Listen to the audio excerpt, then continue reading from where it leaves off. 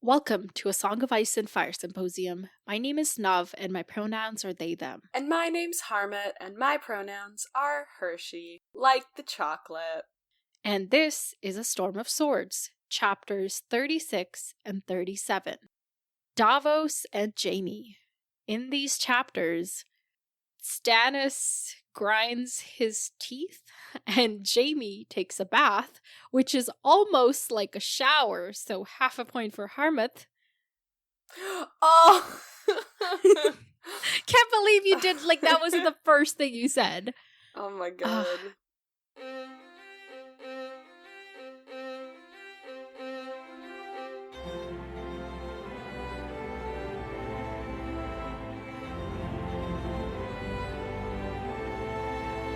Welcome to the podcast, everyone. So, Harmut, how was it? I guess you totally forgot that you predicted that there would be a shower and then didn't relish in it? What? When you said that last time, I didn't know, how to play it off. I was like, okay, I guess give me your real prediction now, because that's actually the right prediction, but it can't tell you that. No, that's the thing, because usually it's, absurd, so you can question it, or you can just give follow-up questions and be like, oh, I'm just curious, but with that one, it's how do you, what soap is he gonna use? You can't really follow up on it in any way.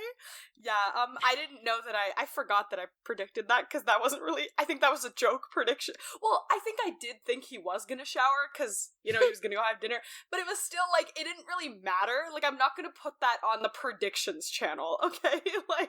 It didn't matter. Somebody else did, actually. Really? Okay, I have not seen that. Yeah, they were 2 hours of an episode and Harmut has a shower to predict. That's so funny. Okay, well, I was right. So yeah, I do have a shower to predict. No, because here's the thing. If I start counting every tiny thing I get right, it's gonna just do it for the fun. Okay, fine. Well, haha, I predict. You could just put shower, aka bath, in brackets, no points, or something. Nah, we're not counting it. We can talk about it in the chat, but it's not going on the official master list. Okay, whatever. Speaking of master list, not at all speaking of actually, but we were speaking of the Discord, and I remembered that folks pointed out, let me get names, because that's the more responsible way to do this, that Janos Slint didn't technically actually really at all betray Ned, because he never said, I got your back to Ned. Which is fine. I still just don't like Janos and would like to blame anything and everything on him, so there's that. Let's, okay. The person who brought it up is, I think it was Leah who brought it up, and then we talked about it. And then in terms of your, shower prediction, that was Feeler? F-Eeler? I don't even know. It's Fehler. That person on Discord. They were the one, they said 2-hour episode, and Harmut's big prediction is Jaime will take a shower. Hey, I was right, okay? Maybe that's why they put it in the predicaments chat. Oh, y'all are sly out here. Or maybe they just didn't realize it was for correct predictions only. Because it is predicaments. No, we can talk about incorrect predictions in there, but yeah. The master list has to be exclusive to all the correct predictions. Yes, of course. Even though you're oh, the shower one doesn't count, but the one that's Jaime and Cersei have kids that look like Robert, that one definitely counts. That one counts because that's such a significant detail. Even though I didn't know it and I said it kind of they have kids. You had the audacity to accuse me of being you said that didn't happen, even though you're the one who got the prediction wrong. I remember that podcast. I was already mad at you for having spoiled yourself, and then I had to be extra mad at you because I was just blaming you. Yeah. Yeah. It's okay. It's fine. Okay. We are 5 minutes in. I already know this episode's gonna be long because I know I have a lot to say and I know you're gonna have a lot to say. So we need to move on. But our dear Mots has fulfilled our request for an email, and I feel it makes sense to start off with it because it sets the tone. Okay. And I have no tone to set, so like let's borrow one, you know? Okay. Mots, we're gonna need your energy, so let's pull it up. Okay, so this email is titled, I wish I could come up with something more creative for this email subject, but I can't, so here we are, which is exactly my energy. Mots, I think you channeled that perfectly. Wouldn't you agree, Harmith? You know what it reminded me of? Because I, like, work an office job right now, and I get emails every day at work with, like, the subject will be, like, good morning, Harmit, hope you're doing well. And then that's the subject. And then the email will be like, hey, can you do this for me? Or blah, blah, blah, blah. And when the email's like, actually, you're fired? Oh my god, stop, I would cry. No, and then the email will be like, hey, can you do this thing for me? But it's funny to me because it's intentional. Like, when I first started, I thought it was just like, you know, like, because there's like a generational gap, so I thought it was just old like, people being old people. No, I wouldn't say that. I just thought, you know, it was user error, but then As like honorary old people, I think we can say that. I don't want to get fired. We're not manifesting that, okay? But then I realized it was intentional, and now I think it's funny. But it just reminded me of that, because it's like an entire conversation in a subject. Okay, anyway, back to Motz's email, the subject of relevance here. So, Motz says, hello there. I keep telling myself that the other listeners don't give two shits about my thoughts and that I should stop sending them in all the time. But my self-obsessed side is missing hearing my words read out loud, so I thought I'd write it again. You know what, Motz? If somebody doesn't like these emails, they can go listen to a different podcast, because we love... You know what they can do? They can send their own. Then they can listen to their own voice. Or not their own voice, but their own, like, tone. As words. You would call it. Yeah, we can have a competition, like an email tournament. Oh my god. Okay. Number 1, because, you know, they gotta be itemized lists. Number 1, back in the day, remember when I made you promise that if I... Okay, this is Mott's quoting me. Okay. Back in the day, remember when I made you promise me that I ever lost my memory, you would bring me the Harry Potter books so that I could relive them for the first time? Now, Motz asks, would I agree with this past statement currently? I would say Harry Potter, while, you know, still holding a special spot in my heart, the recent turfdom-related relations has sullied it for me to a point where it's, like, quite traumatizing, actually. So if I didn't... the books are still, like, the people that read the books are still good, though. But if I forgot them, and I forgot how much I loved them, and I didn't have to feel that hurt again, maybe I wouldn't. But then isn't it like... But it's like... Smile because it happened, don't cry because it's over kind of thing? Yeah. I don't know. No, that's a very deep question, Mots. That, like, you start off with that, what, I guess maybe I would want you to give me, like, a little, like, presentation of, like, why it's problematic, and then, like, be like, but there's still stuff to love, so here, go on and read them. Yeah, you know? I think I'd be like, here's the presentation, think about it, vibe, I'll be back later in a few days. Or, we wouldn't jump from the presentation to, I wouldn't give you the books right away. I'd be like, I want you to think about this. Time to digest. Yeah. Right. Maybe, like, if I had the context in this, like, lost memory phase, like, space, you know? If I got the context, then I could, as that, like, has no memory person, could choose to opt into it if I wanted to. I like that. You know what? Yeah. That's the answer. We'd give you the choice, because I wouldn't want to be, like, I wouldn't want to deprive you of that joy, because then it's, like, But I like that, you like, tell me the context, and then give me time to think about it, and then decide whether I want in or not. You know what? Yeah, we're doing that. Okay, write it down next to my DNR. Oh my god, stop. I can't. Yeah, because I feel like it would be unfair to force it on you, but it would also be unfair to not bring it to you, because I know how much you like the story. Like, do you know what I mean? I'd feel bad either way. Yeah, but if I chose it, then it would work. Then it would be like, hey, you knew what you were getting into, I know it sucks, but there's a community that we can have the suckiness with. Yeah. Okay, cool. All right, on to number 2. Oh my god. This is once again quoting me. I'm all for cults, honestly. Oh my god. When you said, I was like, I vaguely like, remember saying let's that. move on, please. That was when we, yeah, okay. So, Mott says, this fucking killed me, but also I'm curious. Please clarify, this worries me. Cult? Yeah, what were we talking about?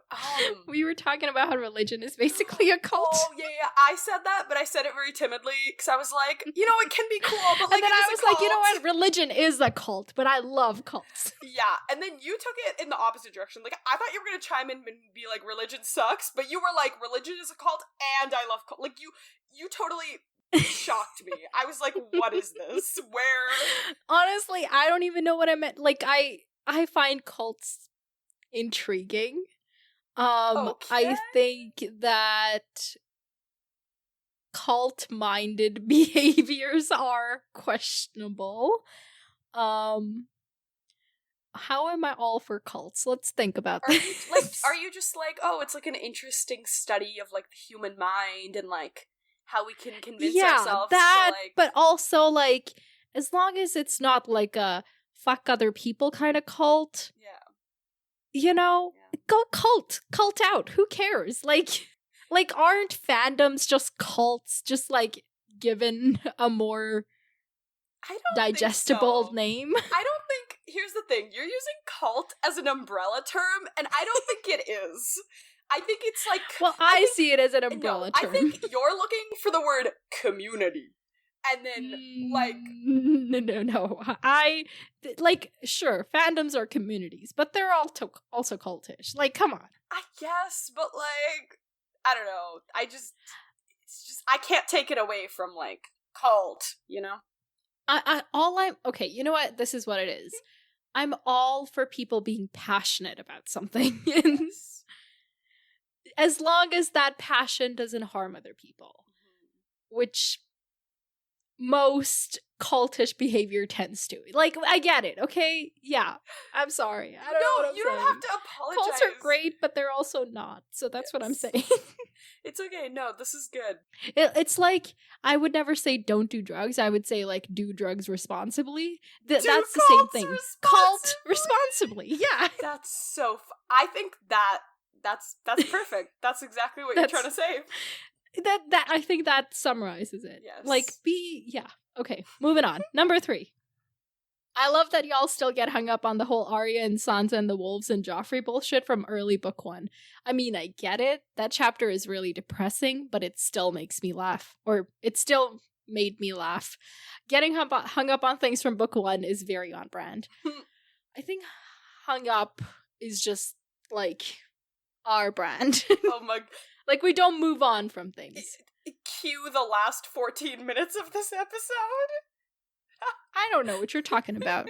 Yeah, Joffrey sucks, and we miss Lady, and we wish Arya and Sansa would be best buds. That's all we're saying. That's it, folks. Okay, number 4. And now you've finally met Beric Dondarrion again. If you can call the thing we just met Derek... Not again. If you can call the thing we just met Beric Dondarrion. I always enjoyed reading all the rumors of him messing with the Lannisters throughout the last book and a half. He's here, he's there, he's every fucking where. Like creepy, undead, magical Roy Kent. Oh my which God. You don't know, but anyway, what I'm trying to say is I like Beric a lot, but he is terrifying and I'm glad I don't have to go up against him.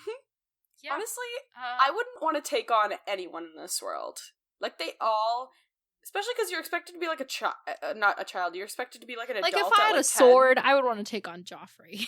I wouldn't. Just as long as my sword is a foot taller than longer than his, so that I can How are you gonna poke at him. Maneuver that, buddy? Maybe give me a lance and a horse, and then I'll just ride him down. That's funny.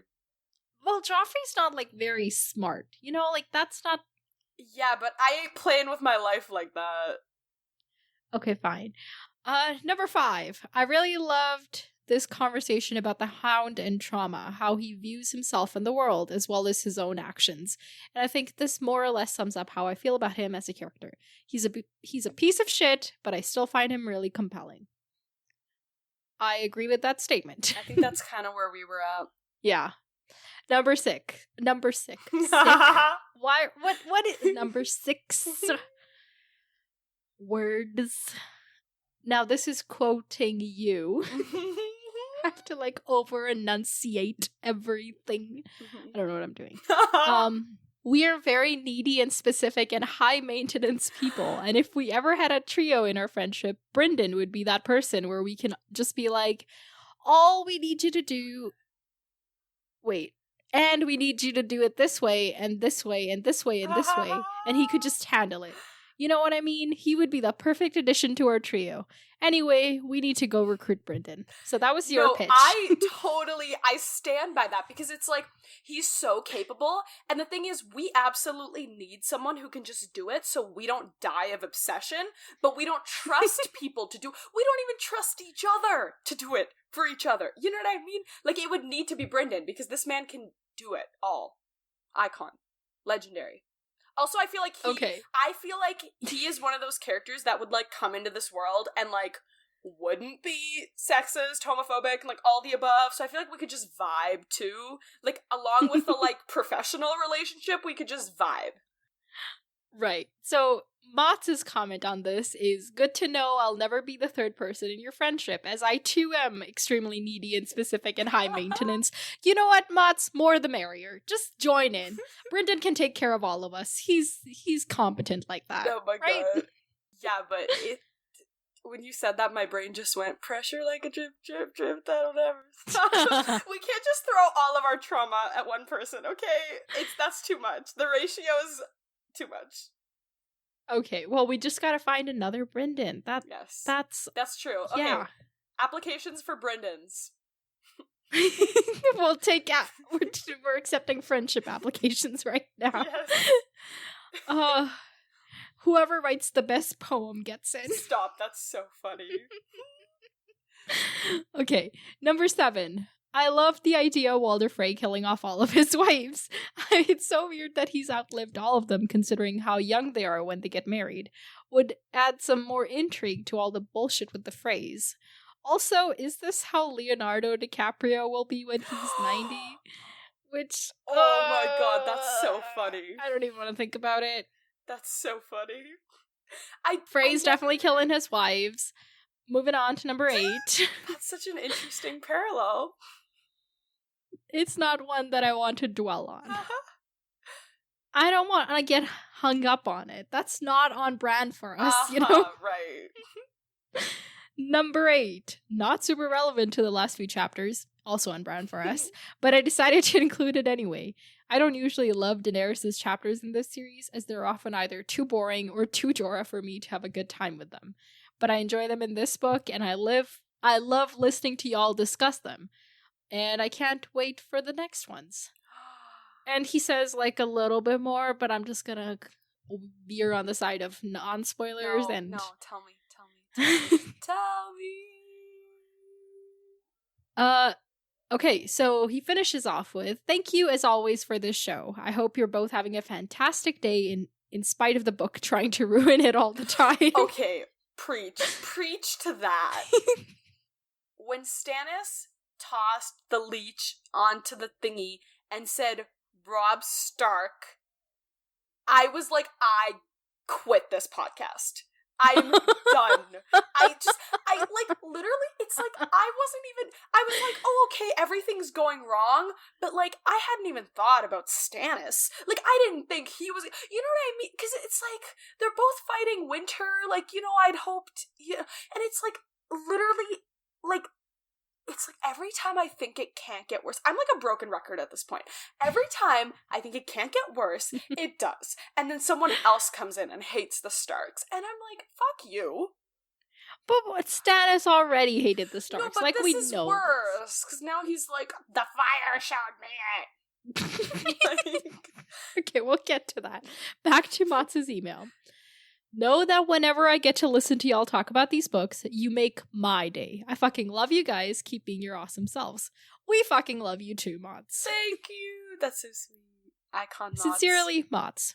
P.S. Because it wouldn't be a real Mots email without at least one P.S. I'm here for the excessive plugging of the Discord, and people absolutely should join. It's a lot of fun, and I love getting to talk about this series with people I don't feel like are going to judge me for loving it. So there's your Discord plug of the day. I think we're done now. Thank you, Mots. Yeah, thank you. That is very nice of you to say. And he's like always up in all the conversations, and I love it. Thank you. And in the spoilers chat, we were arguing the Janos Slint part a little bit more, and Mots had my total back, even though my arguments didn't make sense, and they were just basically like, 'cause I said so. Stop, that's so funny. My argument was I hate him, and that's it. Really? And Mots was like, you know what, I hate him too, and that's it too. Aww, so that's cute. It's okay. Thank you for doing that. Everybody else had like actual legit arguments, which I acknowledge. But that's all. Yeah, it's okay. Fiction book reading is one aspect where I don't feel bad dismissing people's arguments entirely and being like, you know what? I don't want to think of it that way, so I'm not going to. Like, I know on the podcast, I feel like I'm a bit more responsible, because I'm like, you know, like, this is like, you know, the whole point of this is like discussion and like getting to like what it actually is and like our thoughts and feelings. But I feel like in my daily life, I'm just like, no, absolutely not. I like, you know, like, I like Tyrion. I don't want to think about how he's terrible, you know? Yeah. But also, though, shout out to Leah. They're always, like, coming up with really interesting, like counterpoints to things we say. And, like, it makes me stop and think about what we're saying, because usually I'm not thinking, I'm just saying, you know? Yeah. Like, the time when I say I'm all for cults, honestly. Yeah, perfect example. Like, I don't usually think before saying, and Leah makes me think after I say the thing. So, Yeah. I appreciate you, Leah. Yeah, Leah always has really cool points, and it's always like whenever we're both like, okay, but like what, like when I stump you, it's always like from the people in the chat, Leah's always one of them too. Yeah, so we love our Discord people. Discord slay. Yeah. Okay, so PPS, postscript. Oh my god. You were talking about trying to go for shorter episodes, but the longer episodes are really great. I can see why it might be annoying for you from an editing perspective, but as far as I'm concerned, the longer episode, the better. Well, Mots, they're probably gonna end up being longer anyway, so there you go. Yeah. Sorry to anybody who looks at it as like 2 hours, 41 minutes. What am I gonna do with my life? Oh my god. Sorry, folks. I don't think I would give us more credit than that. I would say like 90% of our episodes are under 2 hours. Okay. Actually, no, like 70%. Let's think about this, Harmit. Yeah, but like our goal was like, we'll keep it at an hour and a half from now on, and it's never an hour and a half. That's from okay. Now on. Yeah, we're 24 minutes and we haven't started. If this episode, we have started. What have we done? We haven't even summarized yet. You haven't even. No, Mots, are you hearing this? You haven't even asked me. I better be your favorite. Harmut's totally discounting your email. No, I'm saying that we stop gaslighting me. I'm saying that we haven't done any of our segments yet. I'm not saying that we haven't done anything meaningful yet. I know that's what you're saying, but when I can just put words in your mouth, it's so much more fun. Okay, whatever. Anyway, yeah, you literally haven't even asked me what I thought of these chapters, so no, we have not started. We've just vibed. That's all we've done. Okay, fine.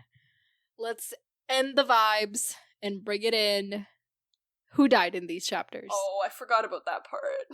I was thinking... You wanted segments. Here's the segment. I was thinking about, like, oh, what did you think? Okay, who died? I'm gonna go out onto a whim and say no one died. Oh, 3 poor leeches. Oh.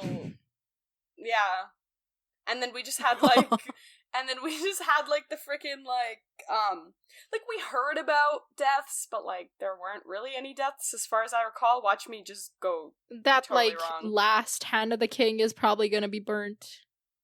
His brother seems intent on it. The Florent guy. Yeah. Yes. I was like, what are you talking about? Because when you said Last Hand of the King, my brain went to, like, Battle, Robert's Rebellion, Last Hand of the King, like, the dude who was like, don't use the fire. And I was like, he's already dead. What do you mean? All of Jaime's. Yeah, so we find out about Jaime killing the pyromancer hand, killing the king, which we knew about. Literally the first thing we heard about him. But much more context. Mm-hmm. Who else died? Literally no one. I think the only thing we actually heard about, I think we actually already kind of knew this, but the Karstark thing where he was like, oh, it would be a shame if that person were to die, that would be the only heir. Right. I think that was the only, like, death, and even that was just alluded to, like, it wasn't really... Yeah, I don't think he said, like, that person's dead. He's like, that person fought in a battle and is probably dead. Yeah. That's the it's closest... a probably dead as opposed to be like a definitely dead. That's true, yeah. That's like the closest thing we have, I think. Okay, so then what did you think about these chapters? There we go. Okay, well,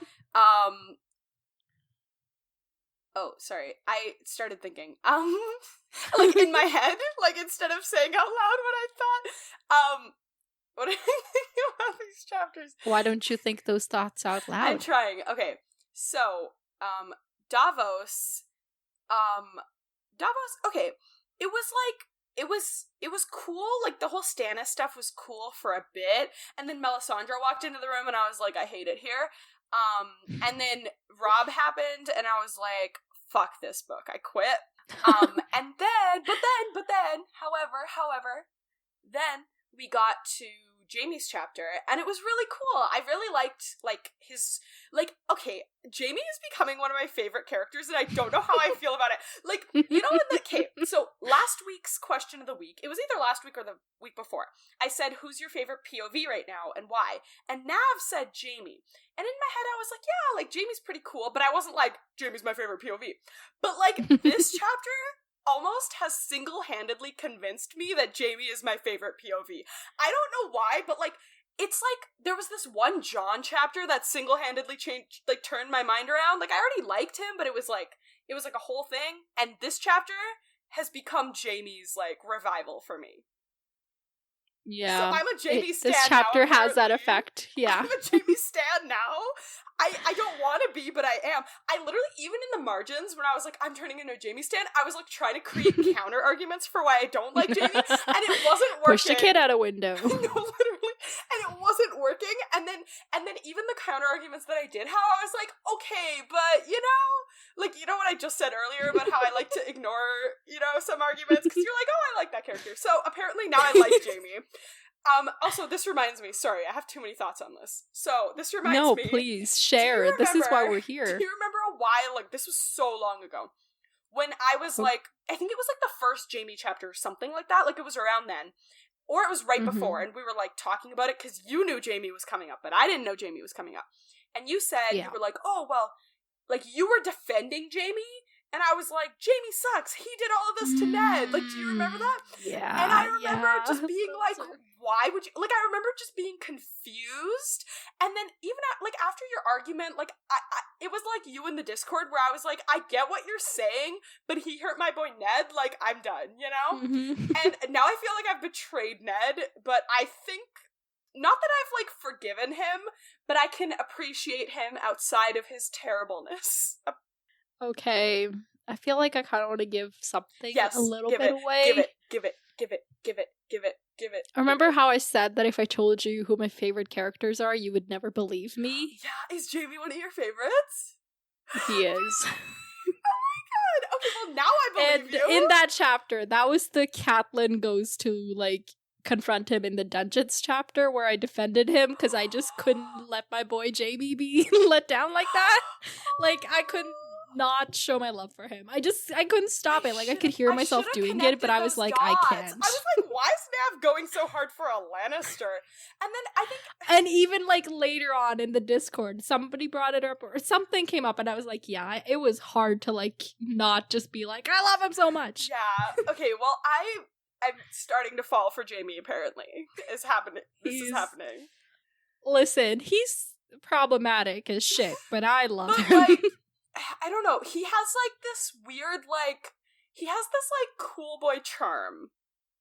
But it's like, but the reason, because usually cool boy charm is like gross, but the reason I like his cool boy charm is because his cool boy charm comes from trauma. That's why he's cool boy. You're just like, I like that you're traumatized. No, I like that you're broken, bro.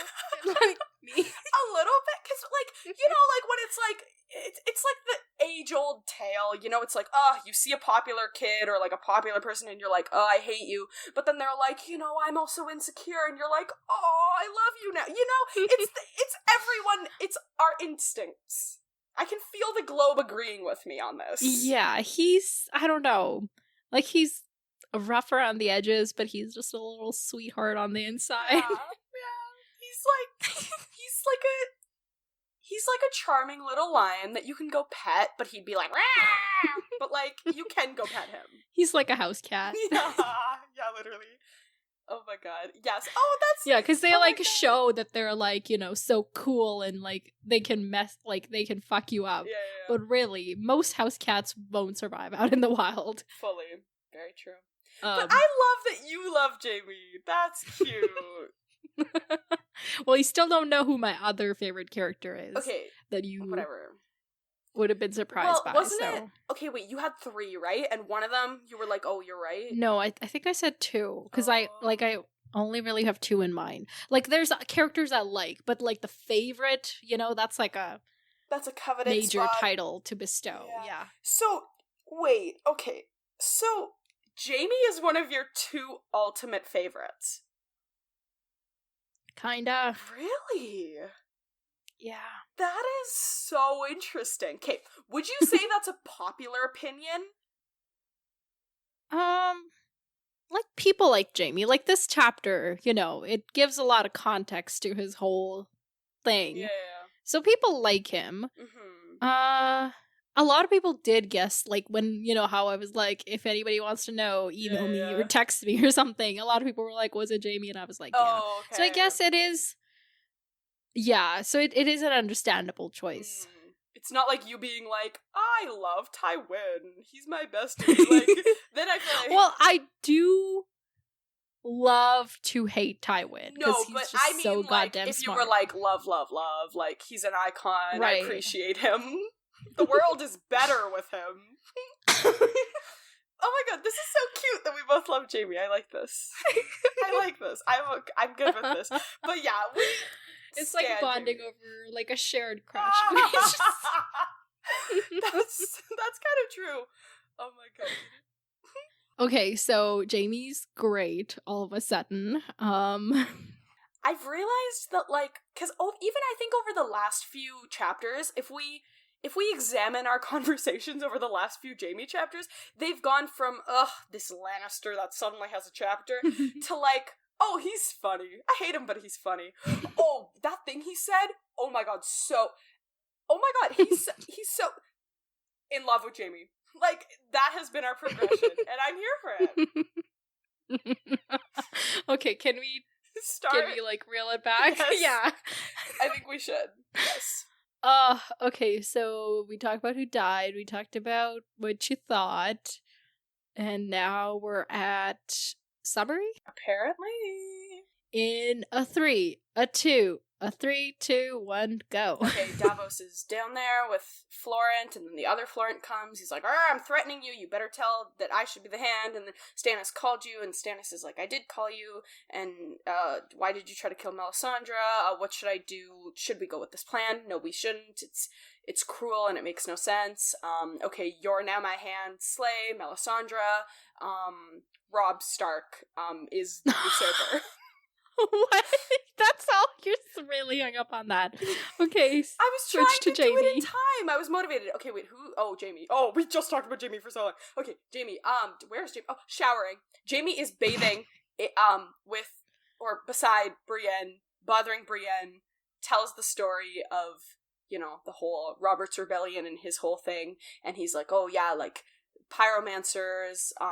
Aegon was like, I'm gonna, you know, Aries. I'm Aries. Oops. Aries was like, I'm gonna bright fire this ish. Would not have worked. That's frick! I literally said nothing. That's a minute. It's fine. It's fine. No, but like Stannis said 2 other names, but you were just like Robb Stark. The end. Like, okay, well, I was panicking. I had to get through it. Okay. okay. If there's 3, I only have time to say 1. Okay. Let's just, because these chapters are dialogue heavy, meaning there's a lot of details, and these are details you gotta dwell on. Yeah. Like, you know, this is gonna be. This is not some like flower on a shelf in the corner of a scene. Like, that is not what this is. Yes. Okay, let's do it. Okay, so we start off. It's Davos. And he's in the cell with Lord Alistair, you know, the dude who was like, Stannis should yield, and wrote the letter. And he's like, oh my god, someone's coming. And he's like, okay, like, food time. But it was their guard, but it was also Axel and, like, guardsmen. And he comes up, and Alistair's and Axel like, Florent is Alistair Florent's brother. And this dude's, like, straight up betraying, like, turned on his brother. No, literally. Because he's like, okay, like, he sees his brother, and you're like, oh, okay, like, my brother's here to get me. Yeah. His brother's like, dude, I'm not here for you, you traitor. I'm like... And I imagine Stannis won't respect that either. Like, even though he, like, had a straight up hand, and his own brother's, you know, he seems to be in denial about that. Mm-hmm. And he's like, I did my duty by my brother. So he, I feel like, wouldn't respect this, you know? 'Tis true. Okay, sorry, continue. I just had to add my thought. No. I didn't say anything. Why are you defending yourself? You don't need to. It's because I always talk over you, and then I start talking, and then you're like, well, let me finish talking. So I paused to let you finish talking, and then you didn't talk. No, because I started thinking about what you'd said. Oh, because it was so thought-provoking? Yes, it was. I know. It literally was. Okay. Okay. Okay, moving on. That's a compliment. I don't want to take compliments. Fuck this patriarchy. Okay. Anyway, he totally betrayed his brother. Cray. And... Did you just say cray? I did. It's that fine. Is some grade 5 shit. Okay, and... So, yeah, very interesting. Great analysis. Anyway, so, okay, wait, Alistair, okay, yeah, Axel's the one who leaves. Okay, so Axel takes Davos and leaves, and as he's leaving, he's like, turn the lights out for my brother. And his brother's like, dude, like... take the one torch. Yeah, he's like, bro, like, it's dark, like, I don't want that. He's like, do it. Yeah, because the dude makes the mistake of just being like, gods have mercy, and they're like, gods? There's only R'hllor and the other, and that's definitely not multiple. Have people never heard of, like, misspeaking? Like, this god is very unforgiving. No, they're like, this is a Freudian slip, and it was your subconscious intentionally telling us that you are not on the side of R'hllor. So, yeah, now this guy is in the dark. Yeah. And so Davos and Axel head off, and Davos is like, okay, so I'm going to Melisandre, and Axel's like, she'll be there, but I'm taking you to Stannis. He's the one who wanted you. And at this point, I was like, this is sus. I don't know what's happening. And then they're kind of like climbing up the stairs or whatever. And Davos is like, oh, I lost my fingers, but the fingers I do have can still wrap around a woman's throat. I'm like, dude, can you stop doing the same exact thing that you tried to do 2 days ago and it didn't work? Like, you know what I mean? Like, this man has a broken record. A kind, beautiful soul of a broken record, but a broken level. I love Davos. I don't but care. this was I'm like criticizing a little, like... him. Like, what is this man doing? But yeah, he's like, they pass through this like wooden thing, and he doesn't see light through it, so he's like, it's night. Oh my god, because he's been in a cell for however long. And they're going over to the stone drum, and they're crossing to the room of the painted table. Yeah, which we've seen before, I think. Yeah, that's real cool. Mm-hmm. And I want one. Yes, totally. And they have to cross over this bridge, and as they're over... Bridge alert. Oh my god! Yes, I will keep that in mind. And so they're at this bridge, and they're, like, near the center of the bridge, where an Axel decides to come in, and he's like, you know, like, I want to kill you, because you're a traitor, but, it's not really my choice. And Davos is like, I would never betray Stannis. And he's like, I've seen it in the flames. I know you're going to betray him, and I know he's going to sit the Iron Throne, at which point I'm like, you definitely haven't seen it, because that's not happening. No, literally. And he's like... Okay, so can this guy actually see in the flames, or is he just making this up? I think, I started off and I was like, he's making this up so Davos, like, listens. But then I was like, I think Melisandre was like, hey, here's a thing, and, like, showed him, like, something dumb, and now he thinks he's able to see it. Like, do you know what I mean? He's like, it couldn't have been this woman showing me it, It's like Melisandre. So Melisandre played some trick. This wasn't, like, a legit prophecy that he saw. Yeah, it was like a Melisandre egging him on to go do this and get himself kicked out. Okay. Yeah. Yeah, so this guy wants to be the hand, and he's got Selyse on his side, and Salladhor Saan on his side, because Salladhor Saan wants to get paid, and this guy has a plan for that. Yep. Yeah, and, this man has gotten zero money so far. Yeah. And he's pretty much just like, his entire thing is like, oh, Stannis is sitting there defeated. If I was the hand, I would do something. And I'm like, what is this plan? Like, calm down. Use your brain, please. Remember your brother that tried to do something and ended up almost, like, about to die? No, literally. And he's like, okay, so here's what we're gonna do. You're gonna tell Stannis that I'm the hand that he needs. And if you fucking betray me, I may not be able to publicly do anything about it, but I've been here a long time. I know what I'm doing. I can get you to, like, fall off this bridge. Like, go die. Yeah, a little Courtney Penrose's thing. No, literally. And then he... if you do this for me, I'll get you a ship. But also, if you don't do this, I will push you off this bridge. Like, it's like a little sweet talk and a little... He's good cop, bad cop all in one. And given how, like, trashy he is, it makes sense that he's basically two cops in one. All caps Sabastas. Okay. Let's move on. Oh my God. Yeah, so this guy is not it. And he's like, you're treasonous.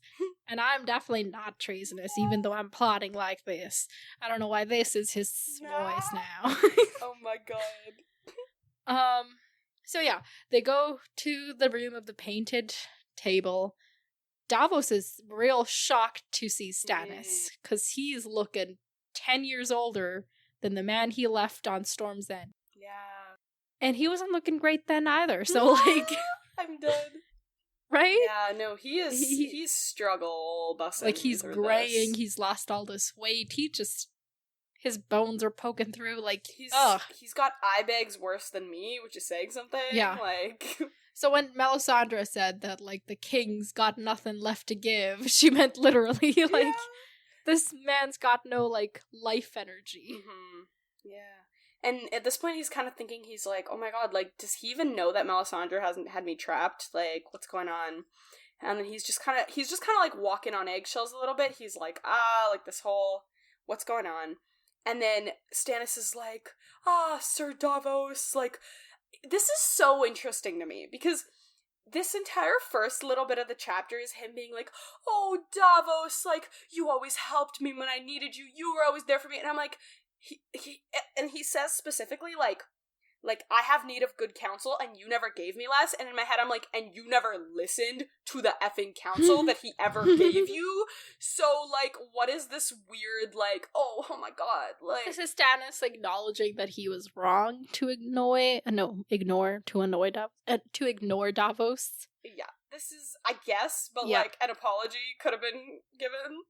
Yeah, but before even that, they start talking about Alistair Florent, and how what he did was treasonous, and Davos is like, the dude didn't mean harm, like, just, it's cool, let him go. And Stannis goes on about, like, how all traitors in history have paid with their been lives, killed for being treasonous, because it is the law. And since I am lawful, I will be the law. Oh my God. Like, I don't know. It's fine. Like, we've talked about this before. Stannis adheres to the law when it is convenient for him. Mm-hmm. Like, he kind of let that go by the wayside with the whole Renly thing. And he still is in denial about that. And he's, like, reminiscing where, like, I can't remember the word, but he's thinking back about, like, Robert, how he inspired loyalty among people, because he was just such a jolly good fellow. But how Stannis can't seem to hold anyone's loyalty and everybody's betraying him left and right. Mm-hmm. I'm like, maybe if you were a little more jolly. Yeah, maybe if it wasn't just about... Maybe if you smiled more, Stannis. That's right. Give us a smile. Oh my god. Yeah, like... It's giving, like, he's always on... Not always, but I feel like recently he's on the brink of these, like, epiphanies, and then he just... backs down and he's like, oh, but I have to be you know what I mean? He reaches like the wrong conclusion. Yeah, like he just doesn't get there the way we need him to. Yeah. So he gets the Sky Axel to tell Davos his plan, which is to go raid Claw Isle, which is like the holding of the Celtigars. Lord Celtigar is one of the people who fought in the Blackwater for Stannis, but then yielded to Joffrey when they were taken. Mm-hmm. So he's like, let's take revenge on him by burning down his town and everything and robbing him, and it's cool. That's what we want to do. And Stannis is like, so what do you think, Davos? And Davos is like, I think that is the stupidest plan I've ever heard. And Axel's like, how fucking dare you? Yeah. Because... like, Stannis is like, it's possible. We have the power to do it, and we would get away with it, and it would send a strong message, and blah, blah, blah. And it's basically, like, what Axel Florent is suggesting is what kind of, like, what Tywin did to, like, the Reigns of Castamere, yeah. which they come up a little bit later. Yeah. But that's, like, the, you know, nobody... I guess yeah, I think maybe that's like, one way to inspire loyalty, but like... Yeah, but it's like, I get that, like, Stannis isn't concerned with being, like, the kindest person ever, but it's just, like, you're trying to fight, like, the person that you're fighting against, there's gotta be some difference between you. If you're just gonna do what they would have done, like, then what's the point of... Like, I get that he's like, I'm the rightful heir, I didn't choose to pursue this journey, the journey chose me, but it's still just, like... You gotta be different from the competition. Somehow. Yeah. If you're just as bad as the bad guys, then who's really the bad guy? But Davos is like, okay, but like the people that are on that Claw Isle aren't the ones who betrayed you, though. Yeah. The Lord betrayed you, and he's safe in King's Landing. And all of his people that fought for you are gonna have their homes destroyed. And what for? Like... Yeah. They fought for you and they had to follow their lord. Like, what is the thing? And Stannis is like, well, they should have stayed true to their king even if their lord didn't. And then Davos does the thing of the things, which is to say, oh, like you remain loyal to King Aerys when your brother raised his banners?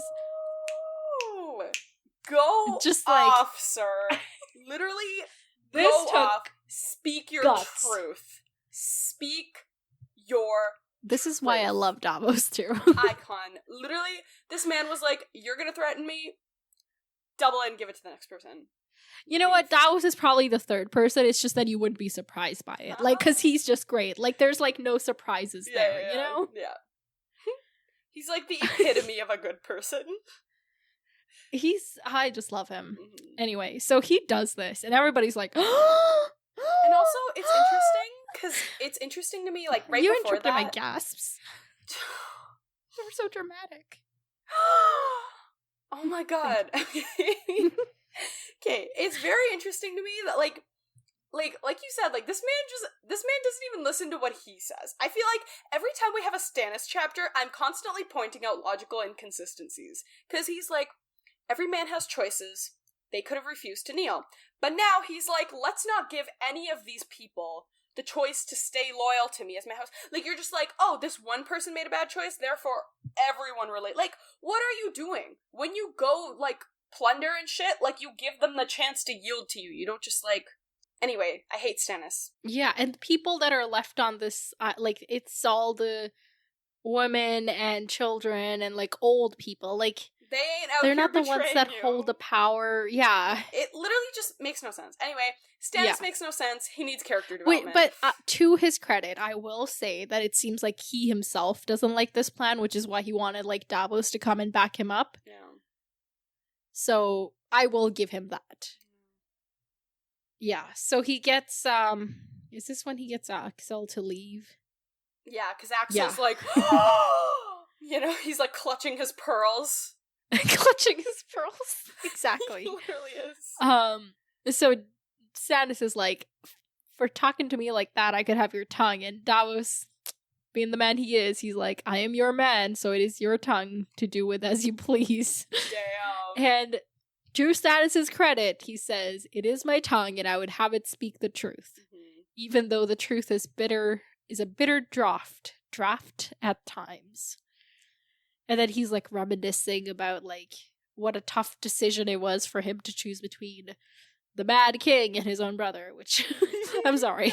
Like at that point I feel like it's an easy choice, but I get yeah, but what he's saying. like, oh my god, I left my duties. Like it is like for somebody who's so like by the book, yeah. I can see that it would be a hard decision. But then he's talking about the Iron Throne and how it's a nasty chair and how it cut Aerys all the time and it probably killed Maegor the Cruel, which I think are kind of things we've heard before. It's almost like the chair is like, you're unworthy of sitting on me.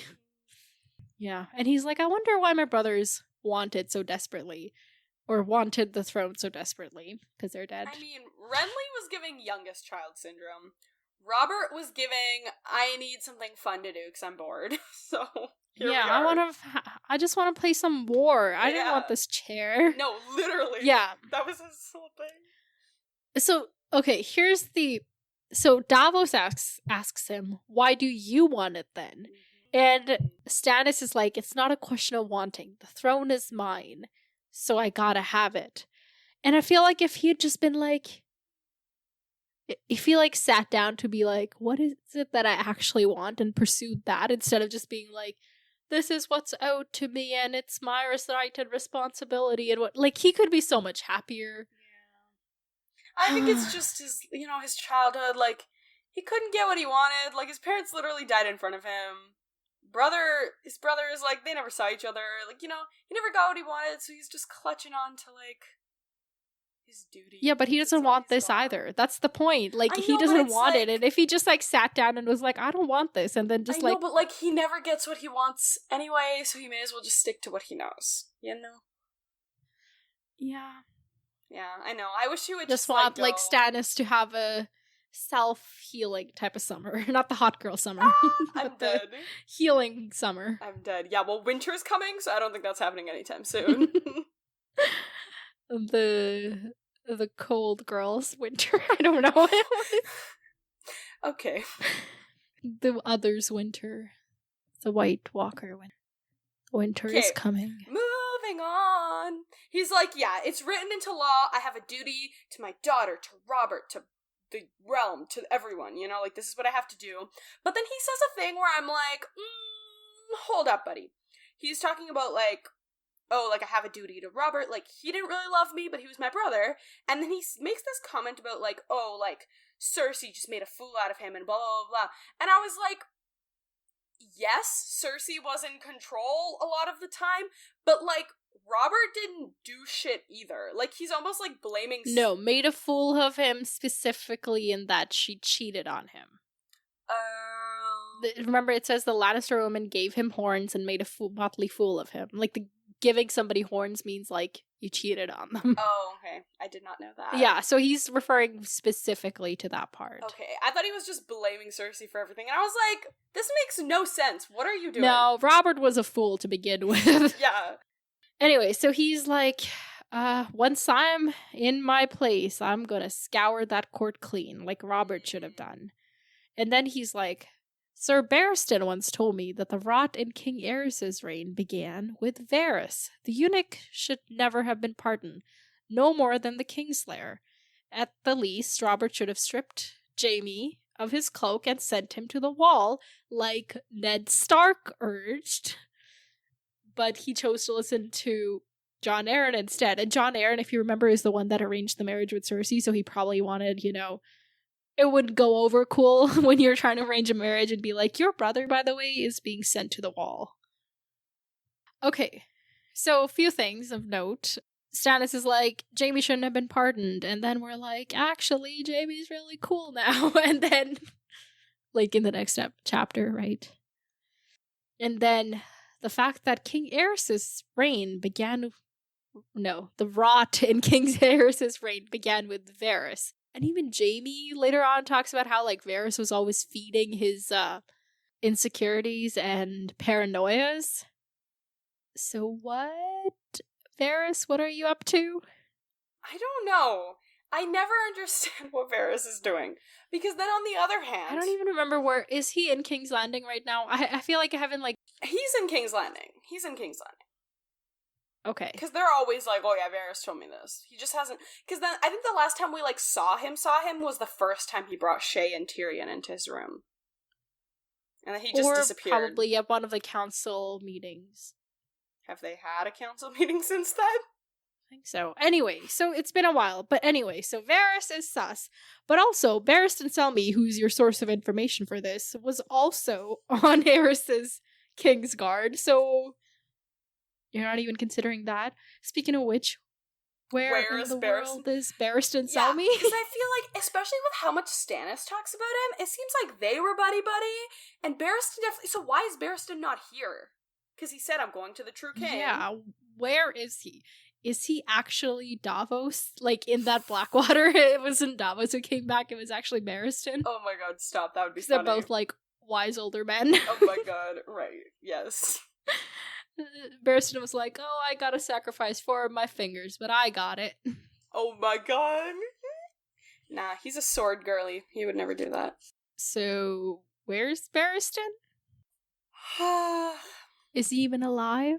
He must be alive. I just, like, literally, like, where is this man? You tell me. Okay, we're gonna make a crackpot prediction. Okay, bring it on. I have to think of one. This man is out in the Free Cities searching for Dany.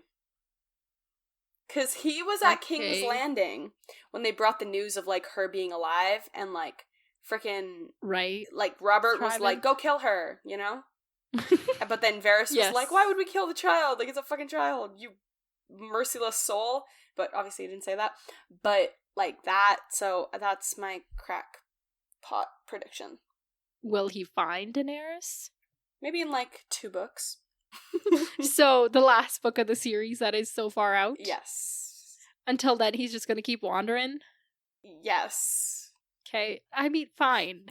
I don't know where he is. I don't have anything better to give you. I know you don't know, but... I know you don't know. Like, we haven't done that bit in a while. I know you don't know, but... Okay, so... Yeah, anyway, interesting little passage there. What else do they talk about? Why did you try to kill Melisandre? Oh, she burned my kids. No, she didn't. That was the imp.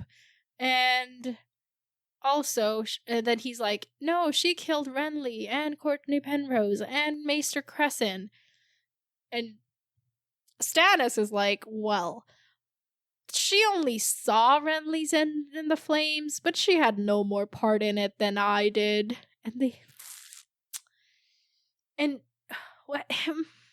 Yeah.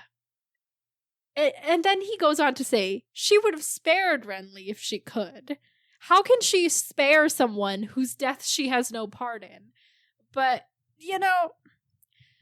anyway, apparently it was Melisandre who urged the meeting with Renly to try to give him one last chance to give in, but that didn't go that way. But apparently now Renly's peach haunts Stannis' dreams. That is so funny. That's how the peach comes back. Yeah. Oh my god. And it just says, like, Renly's peach. Yeah. We love that. I thought this was like a fan, like fans really held on to the peach. I didn't realize George R.R. Martin is, like, promoting the peach out here. You know what I mean? Like, he's bringing it It's up. a bit of both. I love that. I think later on or something, he says something more about.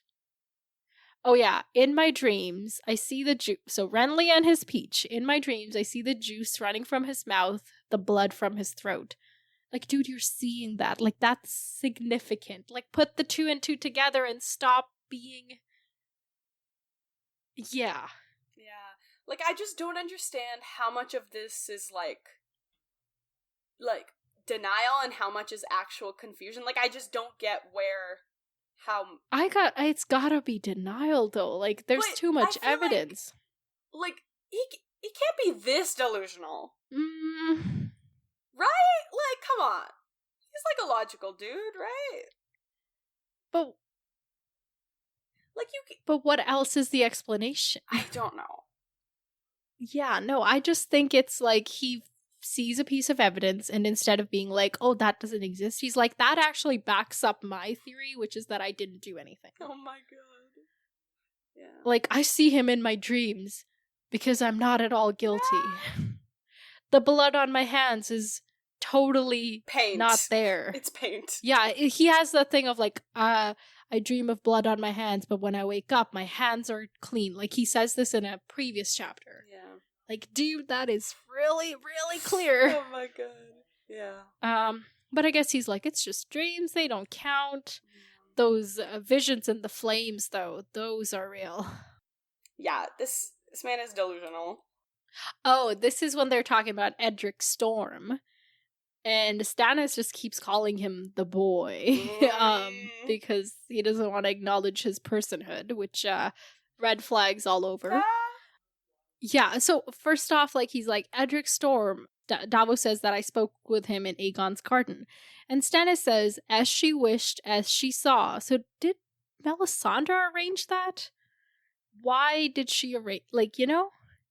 Like, yeah, I don't know understand. what to make of that. When was this? I forget this. Remember when Davos, like, comes on to the isle, like, to Dragonstone, and he's like, I'm gonna go kill Melisandre, and he runs into Edric Storm in the garden? Okay. So why did as she wished, as, like, it has to be, like, there's no other she in question here, I don't think. So maybe it was just, like, because, you know, then she had to go lock him up, so, and obviously she saw it in the flames that, like, he was gonna kill her or whatever. So maybe it was, like, it was just, like, another opportunity to, like, think about what he was doing. Because then when he talks to Edric, it's kind of like, oh, like, Stannis has it under control, or, like just, I just feel like it was, like, a little, like a little hurdle in the path to get to Melisandre to be like, are you sure you want to do this? Maybe. Like, because otherwise I can't, like, I don't know why. Yeah, because the way I took it was that she, for some reason, wanted them to meet. Right. Which, like, why would she want them to meet? I don't know. Okay, so keep that in mind. Anyway, so the boy is very charming. I mean, just the like only Robert. thing I can think of for that is, like, because they're, like, using his blood, because they're like, King's blood! And then, freaking, she was always like, oh, Davos, you're a strong man. So, I don't know, maybe it's, like, she wants them to, like, shake hands and have a blood exchange. Powered by the light of R'hllor. Okay, maybe. I mean, it's a good a theory as any. So, Edric Storm is very charming, like his father, Robert, who he worships. Mm-hmm. And Robert would, like, whenever he visited Storm's End, he would be all, like, chivalrous and whatever. Yeah. And then Varys would send him gifts on behalf of Robert for his birthdays, but Robert never really had a part in that. But the boy was like, oh my god, look at this axe my father sent me, you know? His child. And then they would, like, laugh about it. Yeah, so Stannis is offended by Penrose thinking, he says, it still angers me. How could he think I would hurt the boy? I chose Robert, did I not? When that hard day came, I chose blood over honor.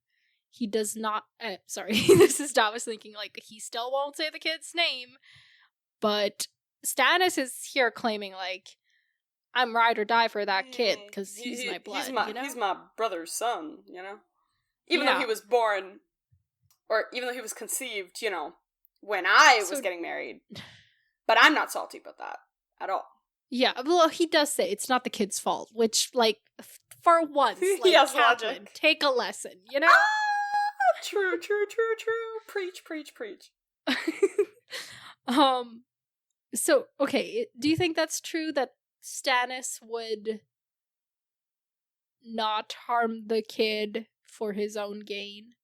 I think as of right now, but I think with the events at the end of the chapter, I think that he might. Okay. I think when he says this, he means it. Like, I don't think he's lying to Davos right now, but I think that he would, just not in this moment. Okay, alright. So, alright, let's come back to that, because there's a lot more about that. Like, yeah. King's Blood, all of that. They're talking about the realm and how, like, Aegon had the table painted as without any borders, because it's one realm to be ruled by one king. We just missed, like, and Melisandre was like, go get Davos. Oh yeah, Melisandre is the one who suggested that Davos should be freed because she recognizes his value to Stannis. Which, it's true. Like, yeah. I never said she ain't smart. She's probably one of the smarter peoples in this world. True. Yeah, and Stannis is like, I'm not gonna attack Claw Isle. Instead, I'm gonna punish Celtigar when I see him in with my own eyes and in person and all of that stuff. I'm the king. Yeah, and then he says, kneel, or like, on your knees, Onion Knight. And Davos is like, what's going on? And this is when Stannis makes him the Lord of Rainwood, Admiral of the Narrow Sea, and Hand of the King. The only man who ever truly deserved it. Yeah. Tyrion deserved it a little bit too. And he does it using Lightbringer. I'm doing that in quotes because, like, I still don't buy it, you know? Yeah. Like, it's all shiny, but even Davos is like, it just feels like any other sword. Like, it doesn't feel anything special. Yeah. And Davos is like, what? No, I can't be Hand. People won't obey me. Your lords will never obey me. And Stannis says, then we'll make new lords. And then Davos is like, but I don't know how to read or write. Well, the maester can read for you. As for writing, my last hand wrote the head off his shoulders. So you're probably off to a better start. Oh my god. Which is, like, this is kind of funny, Yeah. you know? Yeah, and they're talking about, like, the few good men they have still left, but everybody else has, like, abandoned him, or it's not looking good. Yeah. And Davos says that, like, battle is not the way, like, we don't have the force, which is when Melisandre makes, like, her grand entrance and is like, it's the great battle his grace is speaking of. Like, no little wars or whatever. Yeah. The one whose name may not be spoken is marshalling his power. A power fell and evil and strong beyond measure. Soon comes the cold and the night that never ends.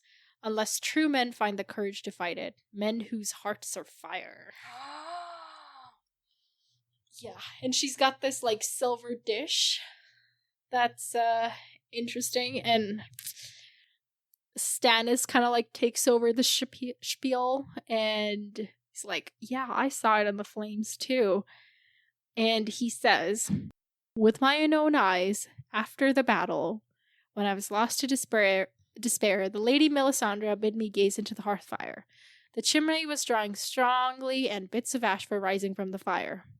I stared at them, feeling half a fool, but she bid me look deeper, and the ashes were white, rising in the updraft, yet all at once it seemed as they were falling.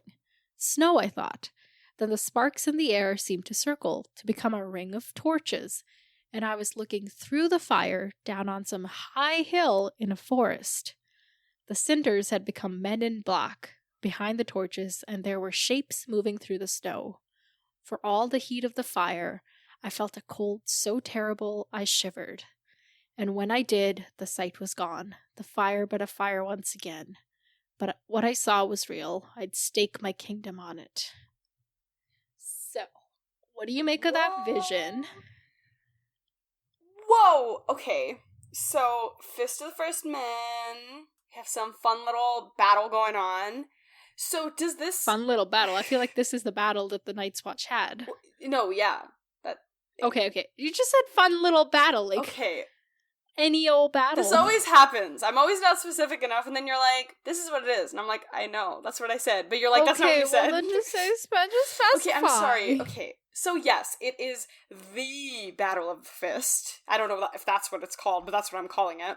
The battle at the Fist of the First Man. That's too much. Okay. I love this. Okay. This is so fun. So that battle that, we saw through Sam's eyes and all of that, where he was nearly ready to pee his pants and he had to deliver the birds. He actually did pee his pants. Oh, that's why I'm remembering that. I was like, why did I say that? Because I feel like he also shat his pants on the ground, or maybe that was one of the other people. But anyway. I did. Okay. So yeah, that battle. So does this... Okay, so this kind of checks out, because we've kind of been like, okay... That's a legit vision, is what I'm getting, first off. But we know that already. Her visions of, like, we've gotten Melisandre visions where we were like, oh, yeah. Like, she was like, there's dragons. We were like, yeah. Like, there's been stuff. I guess. But this is Stannis seeing it, The fact that it, like, extends beyond just Melisandre. Yeah, that's true. Anyway. It's cool. Okay, so what about it? So, okay, so others versus Melisandre or R'hllor, I guess. Stannis. Or I forgot about him being the, like, what's his name? Beneath the one true king, the prince that was promised, Lord of Dragonstone and chosen of R'hllor, Azor Ahai, reborn. I can't. I swear to God, this man is not Azor Ahai. Please. Well, she seems to think so, and she's got them flames. Fine, he's Azor Ahai. Okay. Just say it. Ugh, Azor Ahai Stannis. Yeah, so they're like, we gotta stand behind Stannis because he's the one true king. And Stannis is like, but I'm just... Why me, though? Which, like, why are you questioning this now and not 2 years ago when this woman came to your court and was like, you're the king that was promised, prince that was promised, whatever. Yeah. But they're like, you know what? It's fine. It's because you're a righteous man, and now you've got these leeches, and it's gonna work. But maybe not. Like, she's no, like a little. She's like, it will know. And it will not. Mm-hmm. It's giving there's one future in this in which this works. Right. She says that she's like, the flames aren't clear, so she can't say for sure. Like, this might work or it may not. There is the surer way to use the boy, and Stannis is like, no, I cannot do that. I would never. Oh, and by the way, the surer way will wake the stone dragon. Excuse me? What is that? Hello? Okay, so when Melisandre was making predictions about dragons, it wasn't Dany's dragons, it was the stone dragon. This threw me. I was like, what does this mean? But, like, Dany's dragons woke from stone. But they were different. Maybe she's seeing the wrong dragons. Maybe her, like, prophecy feed is lagging a little bit and it's not live, you know? I'm dead, right.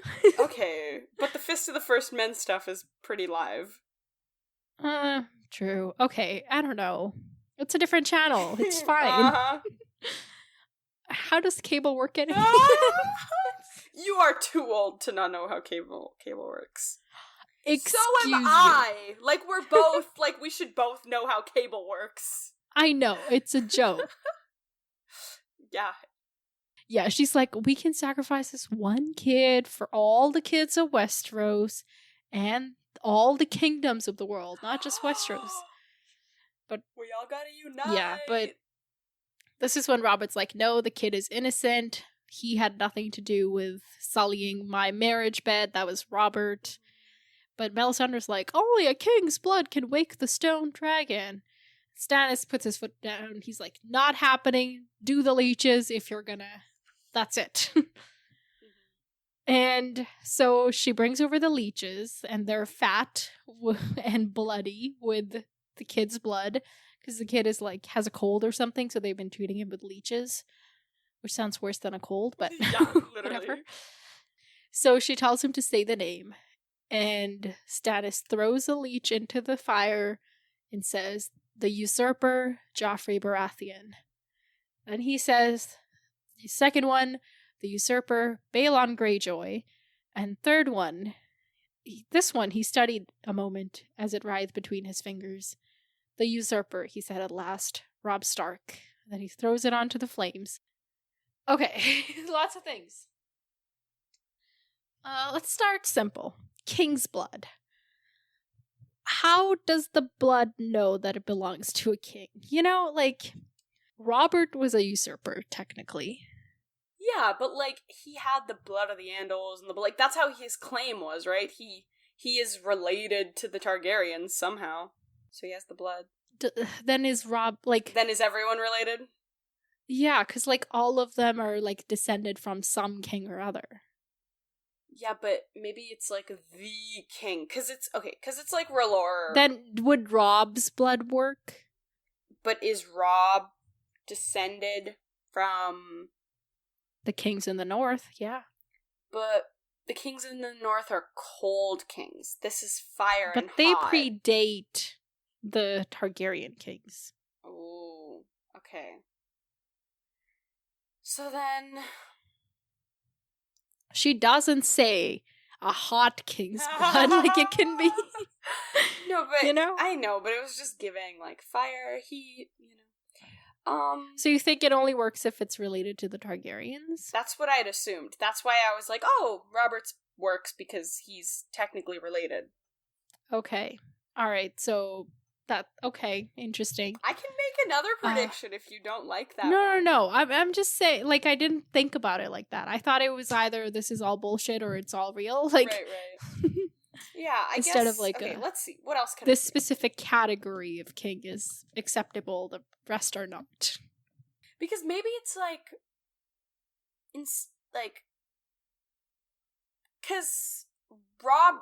not Robert. Stannis is technically the king. So maybe by king's blood, she just means like the king, like Azor Ahai vibes, like chosen. Stannis's blood? Yeah, because then it's Robert, and then it's, you know, and obviously he can't sacrifice his own child, like. But when they say king, they say Robert. Like, they're not saying he's related to you.